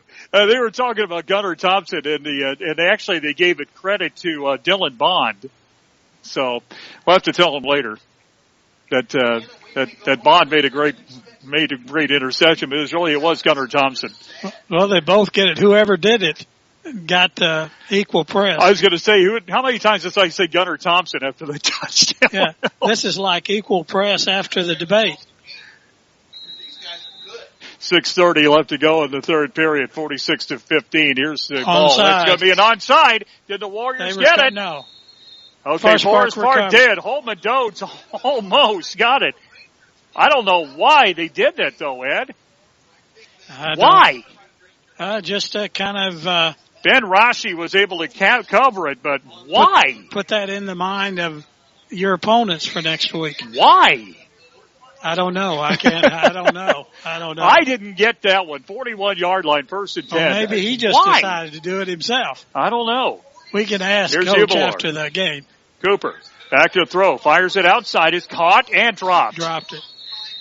And Braden Thorne right on the coverage that time, and Nolan Winkler was out there, and I think he remembered what happened when Braden Thorne hit that kid on the out route in the first quarter. He just popped him. Ubelor threw an excellent pass, Tom. He was wide open and had the ball. He heard footsteps. Yeah, well, maybe. He certainly dropped it, but it wasn't because the ball wasn't exactly where it should be.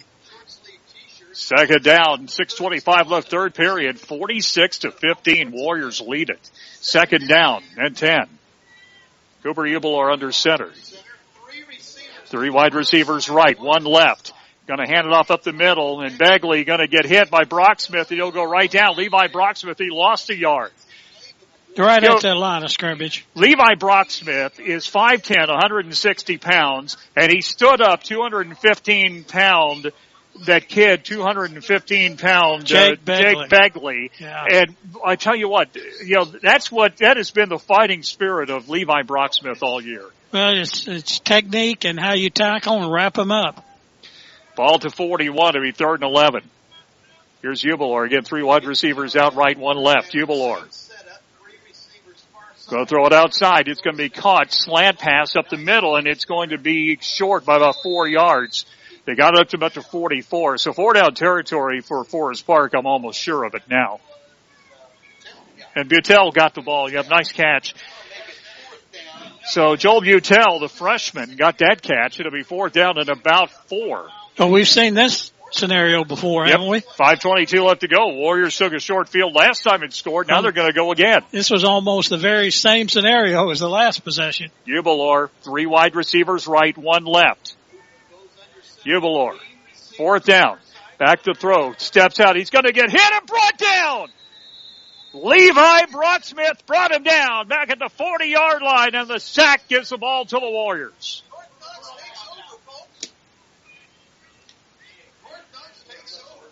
.504 left to go. 46-15. The Warriors right now are dominating a 6-3 football team. Yeah, they have really shown what they're made of, and they have done it in all phases of the game. And there's the thing. This Forest Park team is 6-3, and they play in the PAC. I mean, this has just been an unbelievable performance.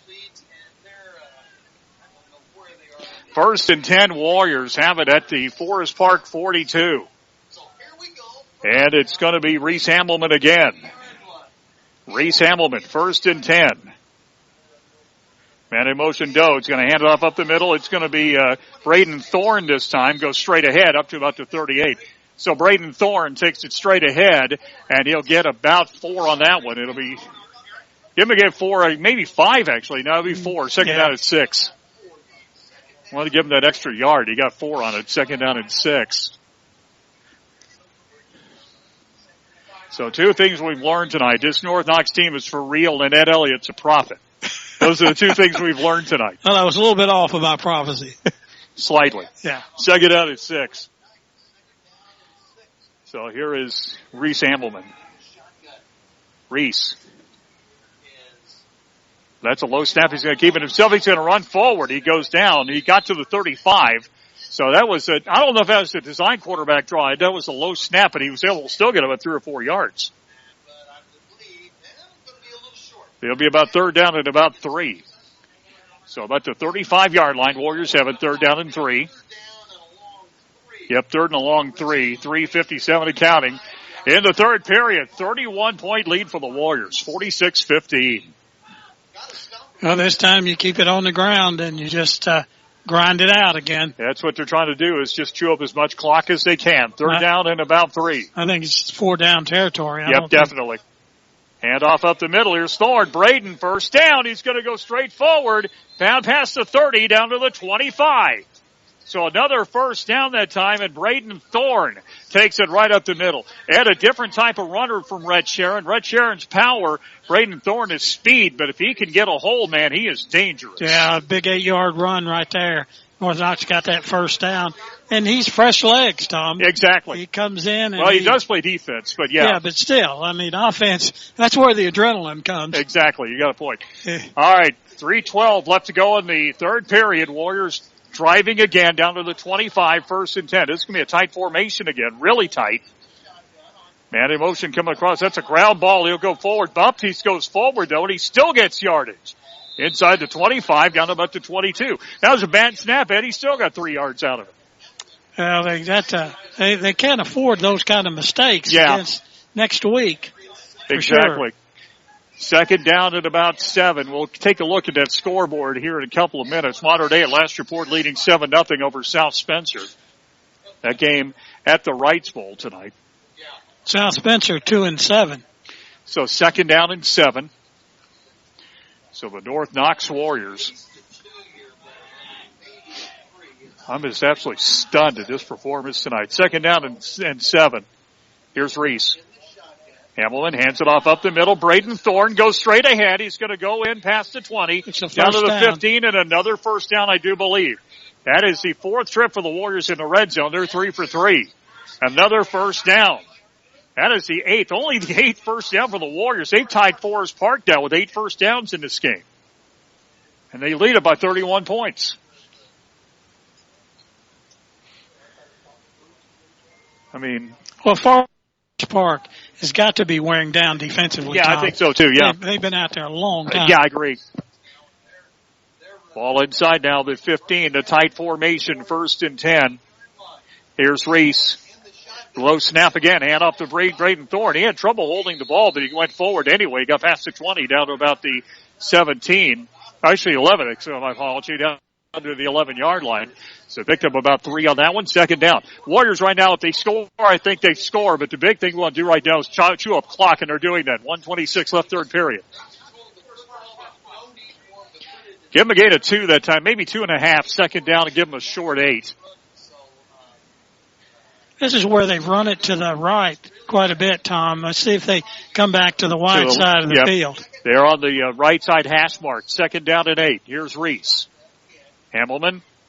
That's a grounder. He's going to go up Dodds anyway. Holtman up the middle, and he's going to get hit, and he'll go into the end zone. Touchdown, Warrior, touchdown. 57.5 seconds left to go. Ed Elliott, and Holtman Dodds goes to the end zone for his third touchdown of the game. Yeah, it's a great run. It was designed, looked to go to the left, right off tackle on the left side, and he was blocked, turned back to his right, and then really turned on the afterburners and just drug a Forest Park player in about the last 5 yards. Under a minute left, third period now, 52-15. Extra point for Holtman Dodds coming up. Kind of a little bit of wind whipping out now. That's a good snap. Kick is blocked. Well, it did get more than about 3 feet off the ground, Tom. It was a little bit low. So the kick blocked, but the Warriors, even though they've had a little bit of a spotty extra point performance tonight, Ed, they lead 52-15. Man. I would have never expected that disparity. I think that makes two of us. I think North Knox may have been a slight favorite according to Sagarin, but boy, they're a big favorite on the scoreboard right now. Yeah, I think we looked at Sagarin, Tom. It was very the prediction close. Was 28-24 North Knox. And I didn't think they were going to score that many points. Harold had a 28-24 North Knox. I didn't think they were going to score that many. Because both teams are known for offensive ball control. Surely this won't be an onside kick again. I hope not. 26.2 seconds in the third. I still say why that last one. I'm sorry. Well, we're going to have to ask, Coach. That'll be the most controversial question you can ask in the postgame. But anyway, 52-15, the Warriors. Man alive. What a trip to Ferdinand tonight. It makes for the trip home a lot nicer. Boy, it definitely will. And here's the kick. It's right down the middle. It's going to go down about the 20-yard line. It'll be picked up there, 25, 30, and it'll be wrapped around and brought down about the 33, 34. So that'll be the final play of the third period. Yeah, Wesley Boyd made that tackle. Final play of the third period. 12 seconds left to go. The clock will run down. This is not a typo, ladies and gentlemen. 52-15, Warriors lead it. We're back after this 1 minute break. You're listening to North Knox Warrior Football, 105.7 The Ride, WUZR, Bicknell, Vincennes, and WUZR.com. Save up to 40% on your groceries at Save-A-Lot. Amazing quality, fantastic prices, satisfaction guaranteed, or 100% money back. Fresh meat is cut in store daily, and special orders on meat are available. Now your Vincent Save-A-Lot Family Pack ground beef is $1.99 a pound, and Family Pack T-bones and ribeyes are $4.99 a pound. Also, Pepsi 2 liters are 99 cents each, and 2-pound Honeycrisp apples are $2.49 a pound. Shop and save at your Vincent Save-A-Lot, where bananas are 44 cents a pound every day. Graver Post Buildings, trusted throughout the heartland of America, provides the highest quality built post and stud frame structures in the country. Visit with one of our dedicated building department members today and let them show you how affordable a Graver Post building can be. Our quality crews can have your building constructed in no time for years of durability and beauty. Our professional sales staff is on hand to take care of any contractors or do-it-yourselfers. Call the trusted tradition, Graver Post Buildings at 800-264-5013 or visit us online at graverpost.com.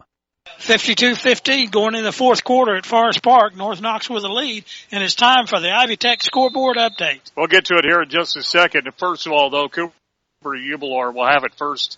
Actually, we'll have the football, and they'll throw it outside, and it's dropped. That time it goes to Trey Tolby, and he drops it right in front of the defender, and that was Robert Cross. Okay, let's do a quick update of scores. Central Jasper 7-7 tie. Wrights 21, Harrison nothing. Memorial 21, Northview nothing. Washington 20, Pike Central nothing. Lincoln over Owen Valley 14-0. It was Sullivan 7, Princeton nothing. The big game here, people are wondering about. Modern Day 16, South Spencer nothing in the first quarter. Play coming up. Right now it'll be second down. So second down, and here's the ball, and it's going to be brought down immediately. I tell you what, that is just amazing. It looked like Begley once again this time. They just got him. Jacob Edmeyer was in there, Tom, and I think made the first contact with him. And he did it in the backfield. He lost yardage. Lost about 3 yards. Quickly, Modern Day 16, South Spencer nothing. North Hosey 28, Crawford County nothing. Lytton Stockton 13, Tell City nothing. Look like a lot of clean uniforms out there, Tom. Yep, they're going second team now, it looks like. Boston North Harrison, no score. Southridge 14, Mount Vernon 10. Nice comeback by the Wildcats. Heritage Hill 7, Gibson Southern 6. That's our update. Ubelor, third down. He's going to look back to the throw. He's going to fire it long downfield. He's going to try it. Cross knocked it down. Intercepted. Cross had inside position on him that time, Ed, but just couldn't bring it down. 4th down coming up.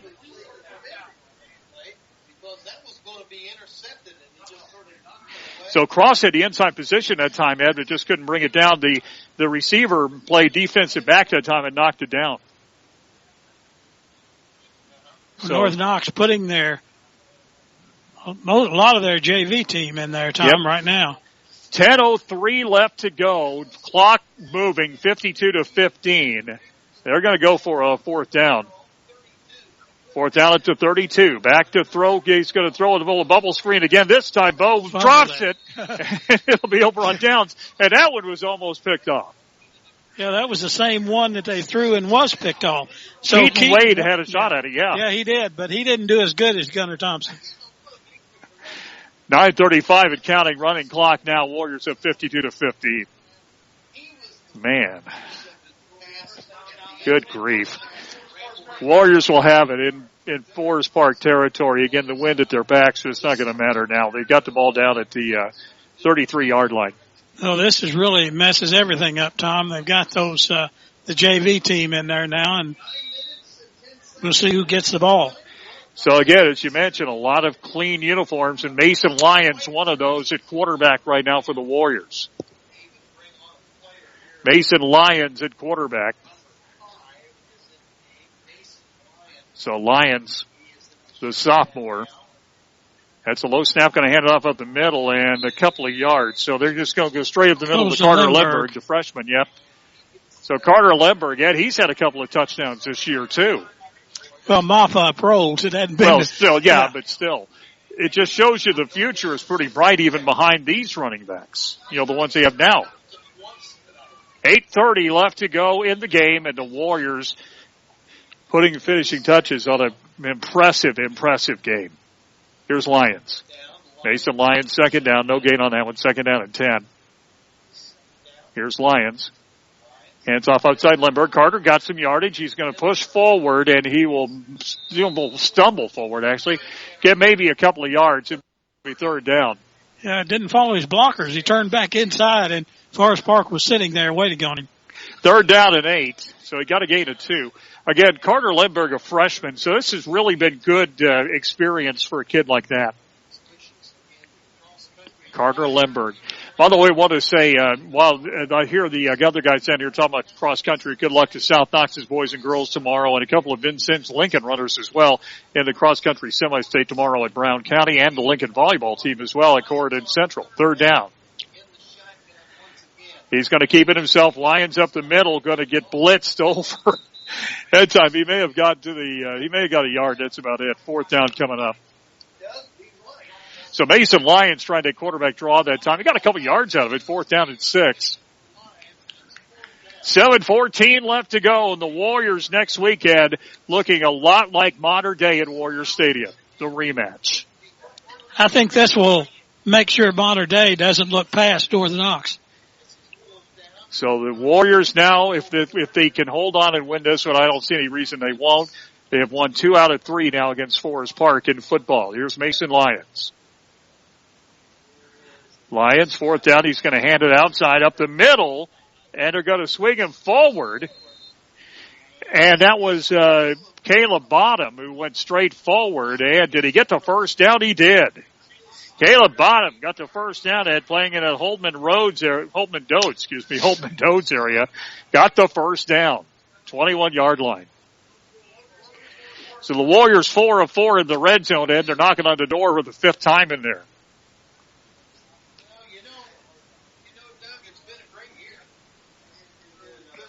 So 1st down for the Warriors at the 21.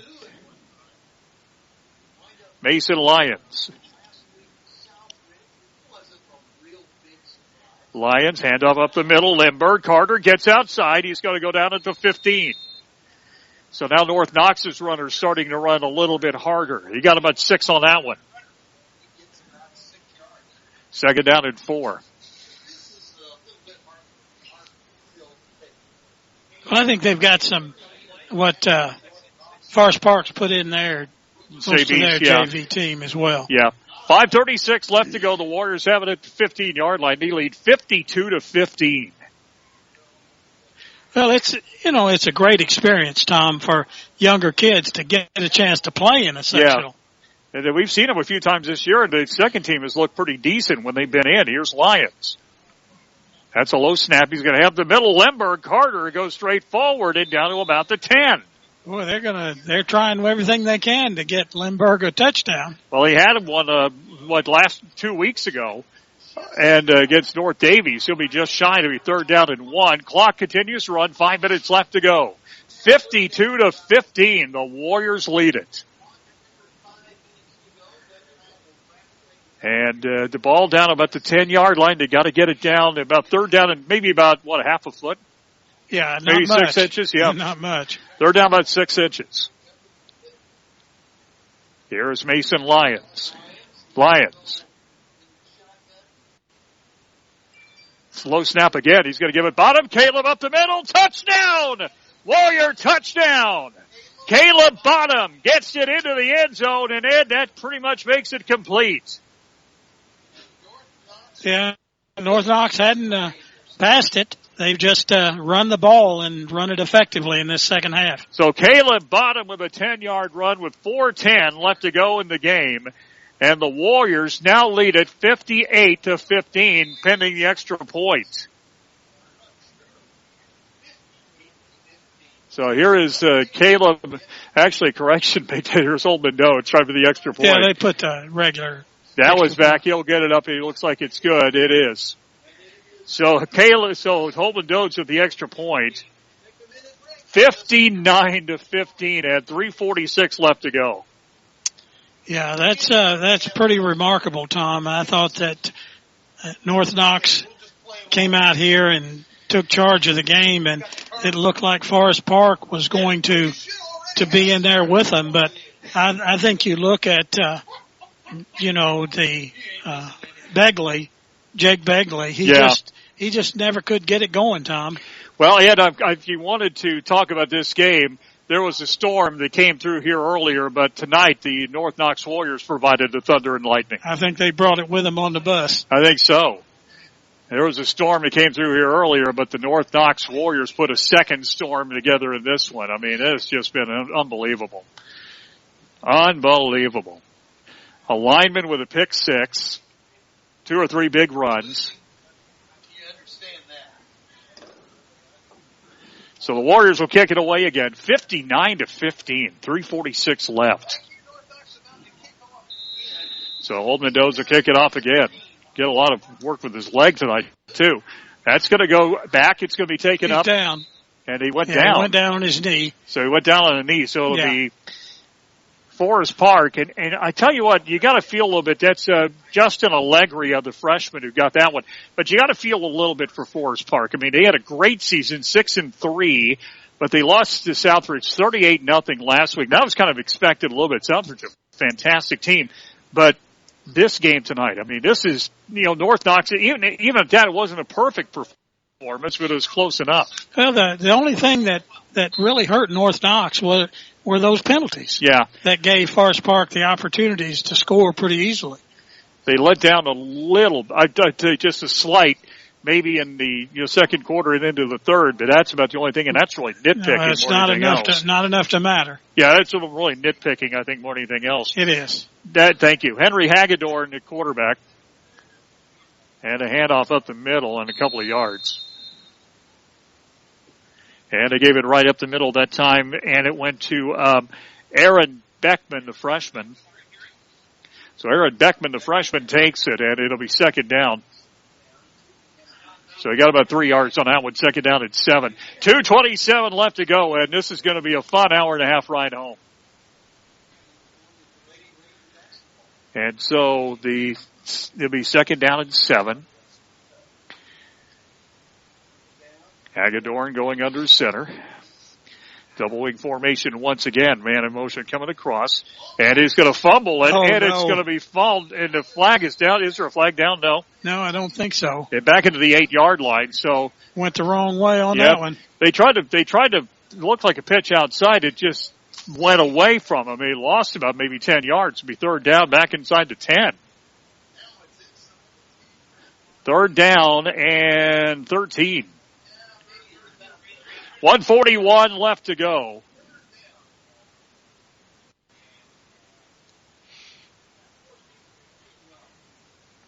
Well, this will be a big, hopefully they can move it forward. Hagedorn, third down now.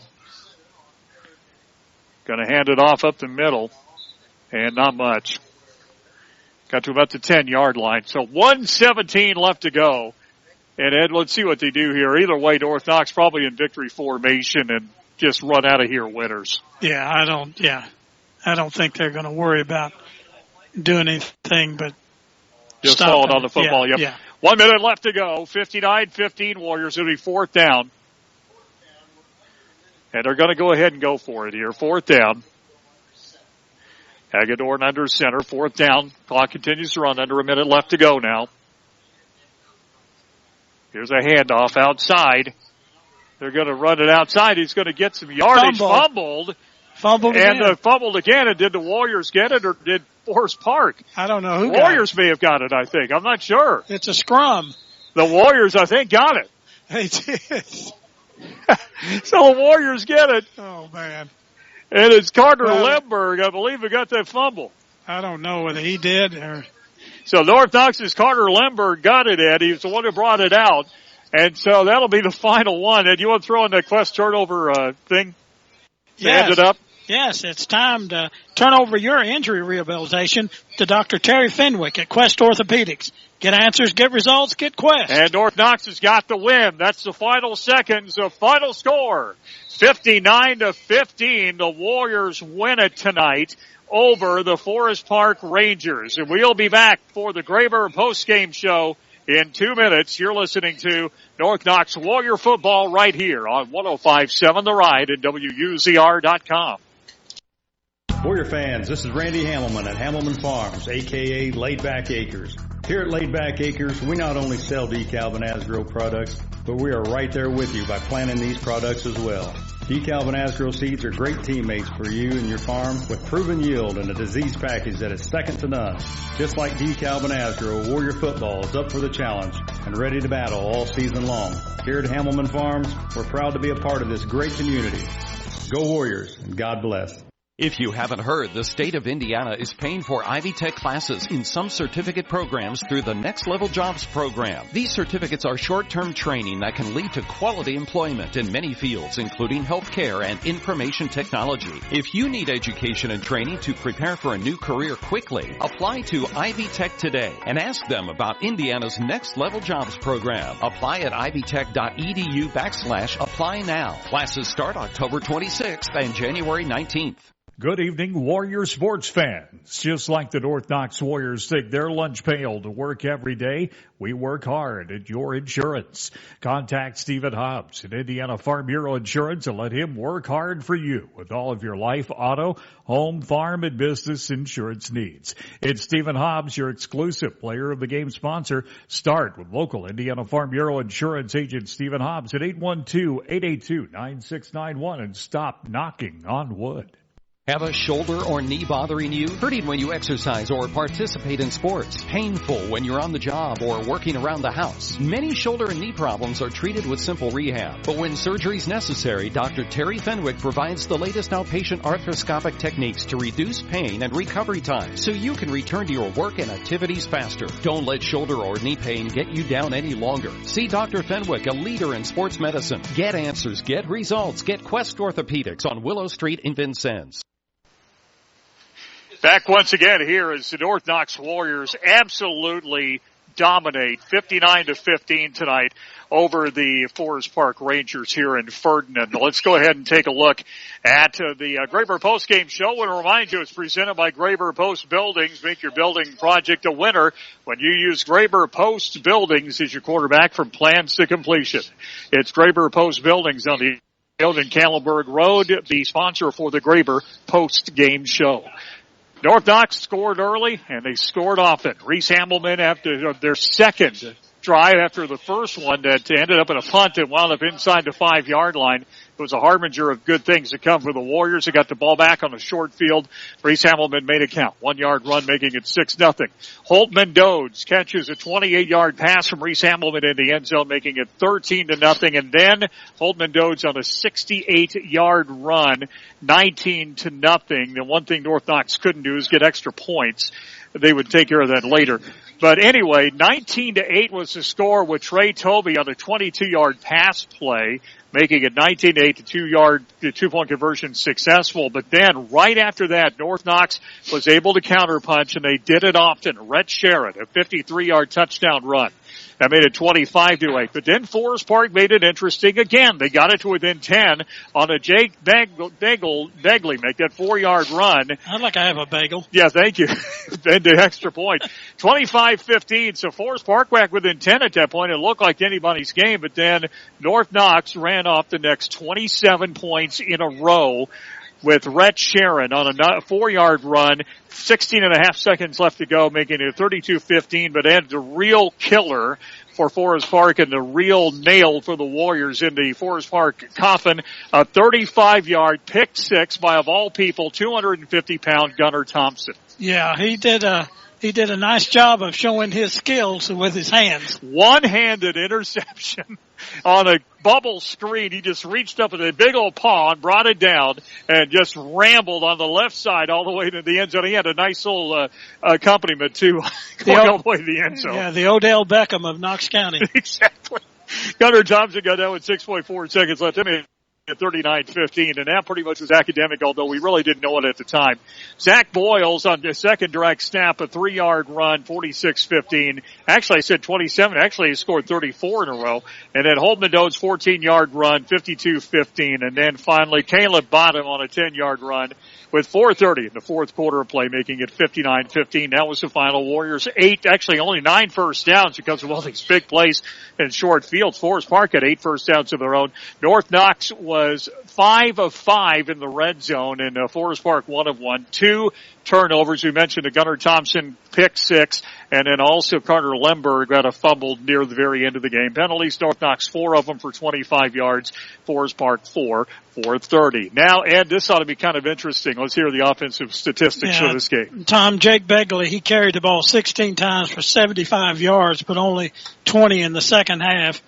Then we had Trey Tobey. Yeah. He carried the ball 6 times for 28 yards, only 12 in the second half. Then we had Cooper Ubelor, the quarterback. He carried the ball 9 times for a total of 3 yards. He was running backwards most of the time. He had -7 yards in the second half. Then we had 2 other runners in the cleanup at the end. Garrett Treader, he carried the ball twice for -7 yards. And Evan Beckman, he carried the ball once for 3 yards. So when we had rushing for Forest Park, in the second half they had 21 yards rushing. First half 81 for a total of 102. Passing for the game, they had 4 of 12. Cooper Ubelor passed all of them, and he was 4 of 12 for 60 yards. He did not make a completion in the second half. He was 0 of 6 in the second half. But total passing yards had 54 in the first. Well, wait a minute. Let me back up on Cooper Ubelor. He did complete 1 of those 6 for 6 yards. But he had 54 yards in the first half, 3 of 6, 1 of 6 for 6 yards in the second half. They had 60 yards passing, 102 rushing, 60 yards passing for 162 yards for the ball game. Now, when we look at North Knox, just pretty dominant rushing side. North Knox kind of had control of the game all in the first half, but Rhett Sharon led all rushers. He had 12 carries for 144 yards, only 16 yards in the second half. He didn't get the ball very much in the second half. Holtman Dodds carried the ball 7 times for 90 yards, 17 in the second half. Braden Thorne, he carried the ball 5 times for 28 yards. Rhys Hamilton carried it 3 times for 7 yards. And in his, then we look at Caleb Bottom. He carried the ball twice for 16. I guess Coach is here. We're ready for that, and I can finish up when you're. All right, Coach, all I got to say is, good grief. I mean, when Gunnar Thompson made that touchdown, I'm going to tell you something that Ed told me. Ed told me that, you know, it would be great at the end of this half if they could cause Cooper Ubelor to fumble, scoop it up, and take it into the end zone. I am not kidding you. That's what Gunnar Thompson made that interception and took it to the end zone. I will never doubt Ed Elliott again for the next 10 minutes. That's right. Yeah, I'll tell you what, you know, in the first quarter, start of the second quarter, they had some momentum, but we had momentum. And they were giving us some mixed fronts, so there for a minute we were struggling up front, but our kids fixed it, and they knew what they were doing, and great effort. I'll tell you, big point in this ball game, completion to Holtman on 4th down. Big pass real early for the touchdown. A big play at the end of the half in the 2-minute drill when we hit Rhett Sharon up the sideline. Great catch on his part, man-to-man. They made an adjustment for the ball.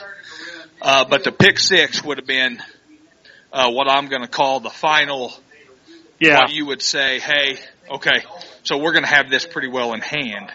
But you want to talk about an amazing play because we scouted that play, and I had to watch, Coach Marty had to watch a tremendous amount of film. And I'm like, oh, wait a minute, because it was buried.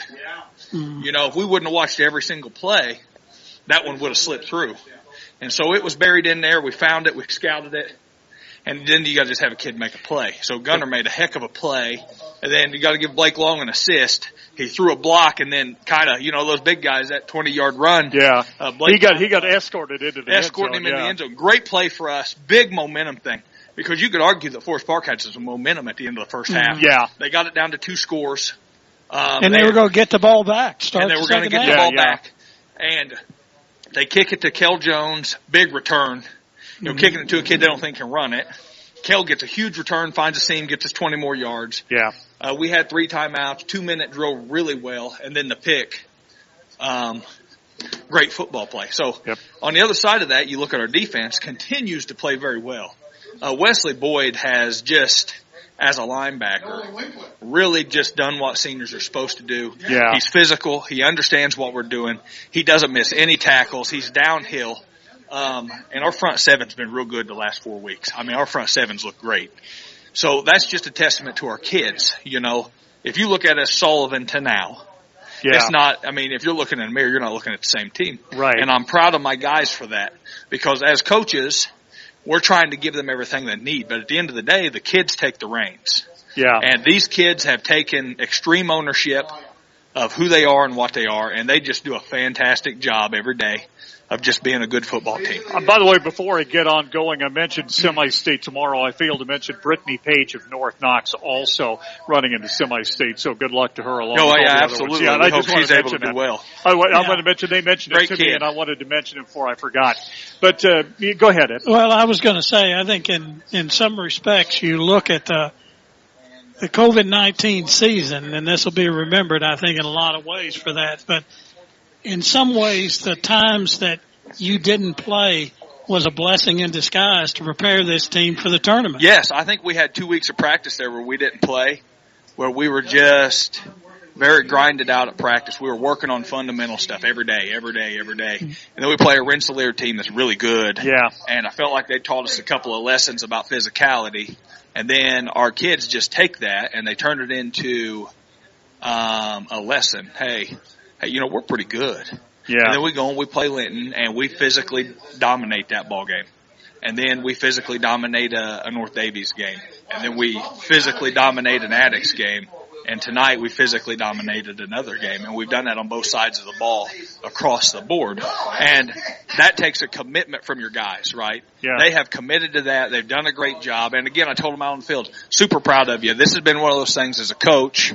Of course, you get a little emotional about it because these kids are my kids. And they just get better every day. And then the other part of that is when we put our young guys on the field, they look very crisp. They look, I mean, if you're watching us with our young guys late, that's a complete young squad. That's a testament to what they're doing. So I really like what we're seeing out of our guys. So super proud of them. Got some kids that can play. And it's very exciting as we go forward. And we got a big one next week, right, Mater Dei? And everybody knows. It looks like it, yeah. To win our sectional, you got to play Mater Dei. And our kids, what I love about them is they're not going to shy away from that. They are going to, we went to the Roy and we played. That's as hostile as you can get.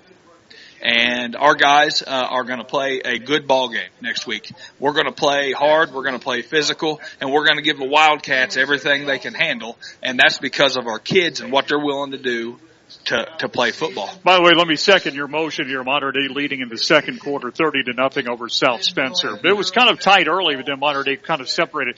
But you got what you wanted. And that is, you've got a rematch of the sectional championship next week at Warrior Stadium. Yeah, and they're very well coached. Great coaching staff down there. A lot of good kids. And I'm real excited for the challenge. We're happy to play another week, and our kids continue every day to impress me.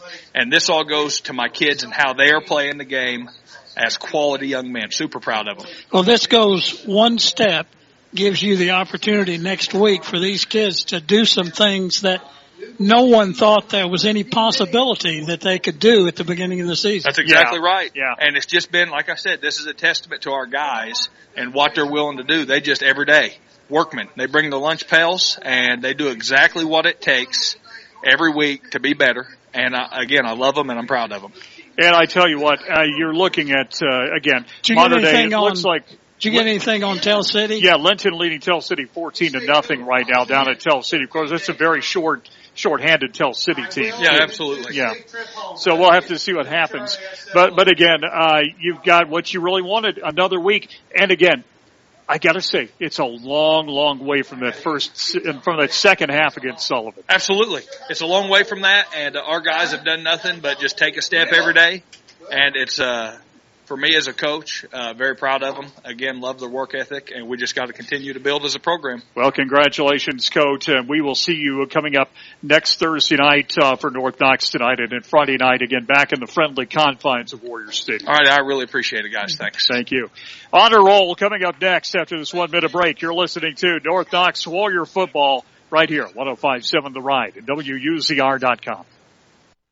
Built on dedication, Graver Post Buildings has earned the trust of thousands throughout the heartland. A major leader in the post frame industry, you can turn to us for advice, best price, and most durable, long-lasting products and buildings in the country. Buildings for agriculture, commercial, residential, and even new roofs. We have the staff, crews, and supplies to handle your project. Turn to Graver Post, a tradition for over 45 years. Call us today at 800-264-5013. Visit us online at graverpost.com or drop by our showroom near Odin, Indiana. Farming is a tough business that requires tough equipment. That goes for your irrigation system as well, which is why an irrigation system from Elliott Irrigation, your local Rainkey dealer, is built to be durable and reliable. High-strength steel, superior engineering, and an industry-leading 10-year warranty on gearboxes. That is what a Rainkey irrigation system is made of. Give the irrigation professionals at Elliott Irrigation a call today to find out just how tough they really are. Rainkey, more right than rain. And Elliott Irrigation, your local irrigation experts.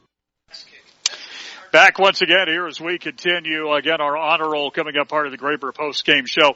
Ed, why don't you go ahead and finish up the stats? Yeah, just a little bit. I was talking about Holtman Dode. He carried it twice in the second half for 17 yards, total of 90 yards for the game.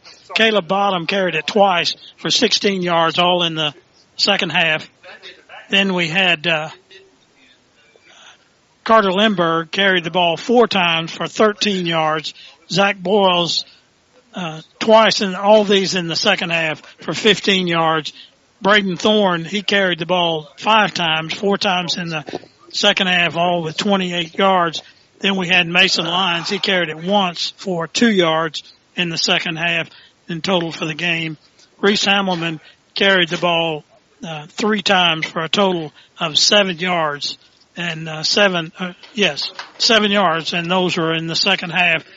Then we look at the totals for North Knox.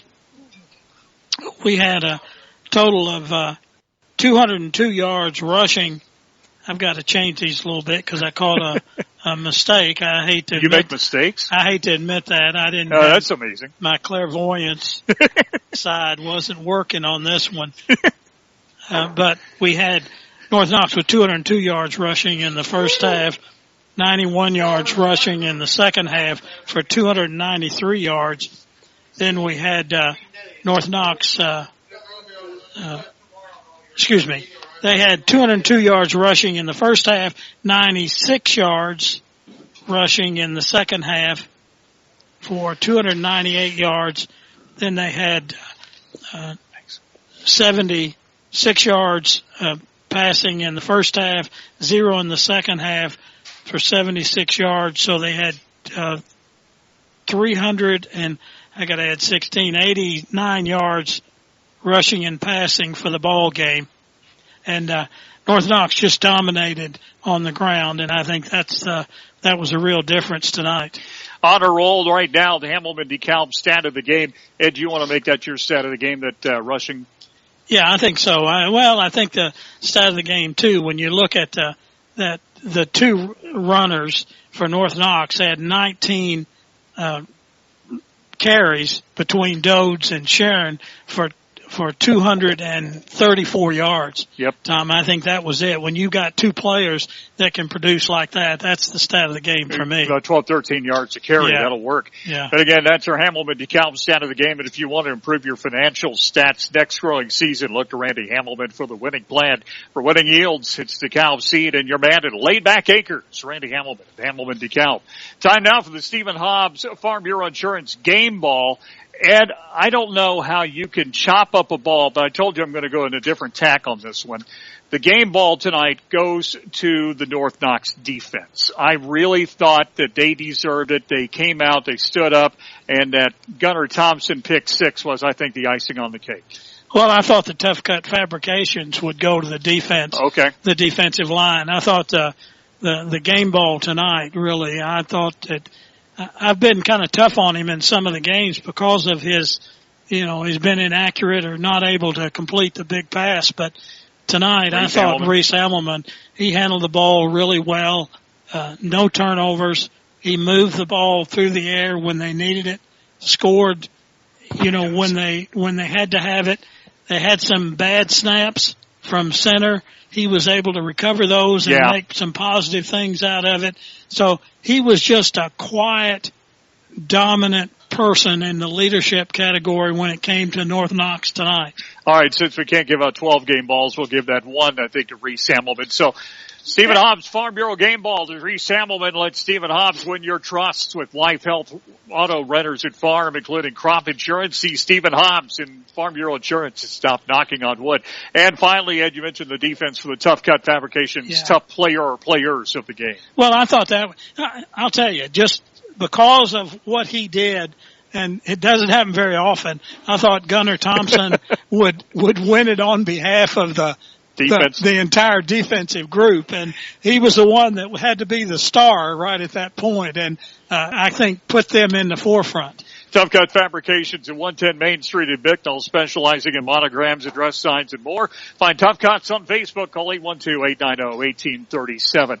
Ed, quickly, we got to get out of here, but I tell you what, it looks like North Knox and Mater Dei, a rematch of the sectional championship next week at Warrior Stadium. I think it will be a great game, Tom. I think North Knox will acquit themselves well against Mater Dei, particularly at home. Fans, come out. Be socially distant if you need to, but come out. We really need you coming up next Friday night. And again, we'll start things off Thursday night with the North Knox Tonight Show from the Bicknell McDonald's. Thanks, Jeff. Great job as our studio producer tonight. Have yourself a great evening. Final score, 59-15. Warriors advance will take on, more than likely, Mater Dei next week. Have yourself a great evening. We'll see you Thursday night and Friday night. Until then, for Ed Elliott, I'm Tom Lee, saying so long from Forest Park. You have been listening to North Knox Warrior Football on 105.7 The Ride at WUZR.com. Warrior Football presented by Hamilton-DeKalb. Call Randy Hamilton today for your best play in your field with DeKalb Seed from Hamilton-DeKalb. By Elliott Irrigation, your rain key irrigation dealer. West Orthopedics on Willow Street in Vincennes. Get answers, get results.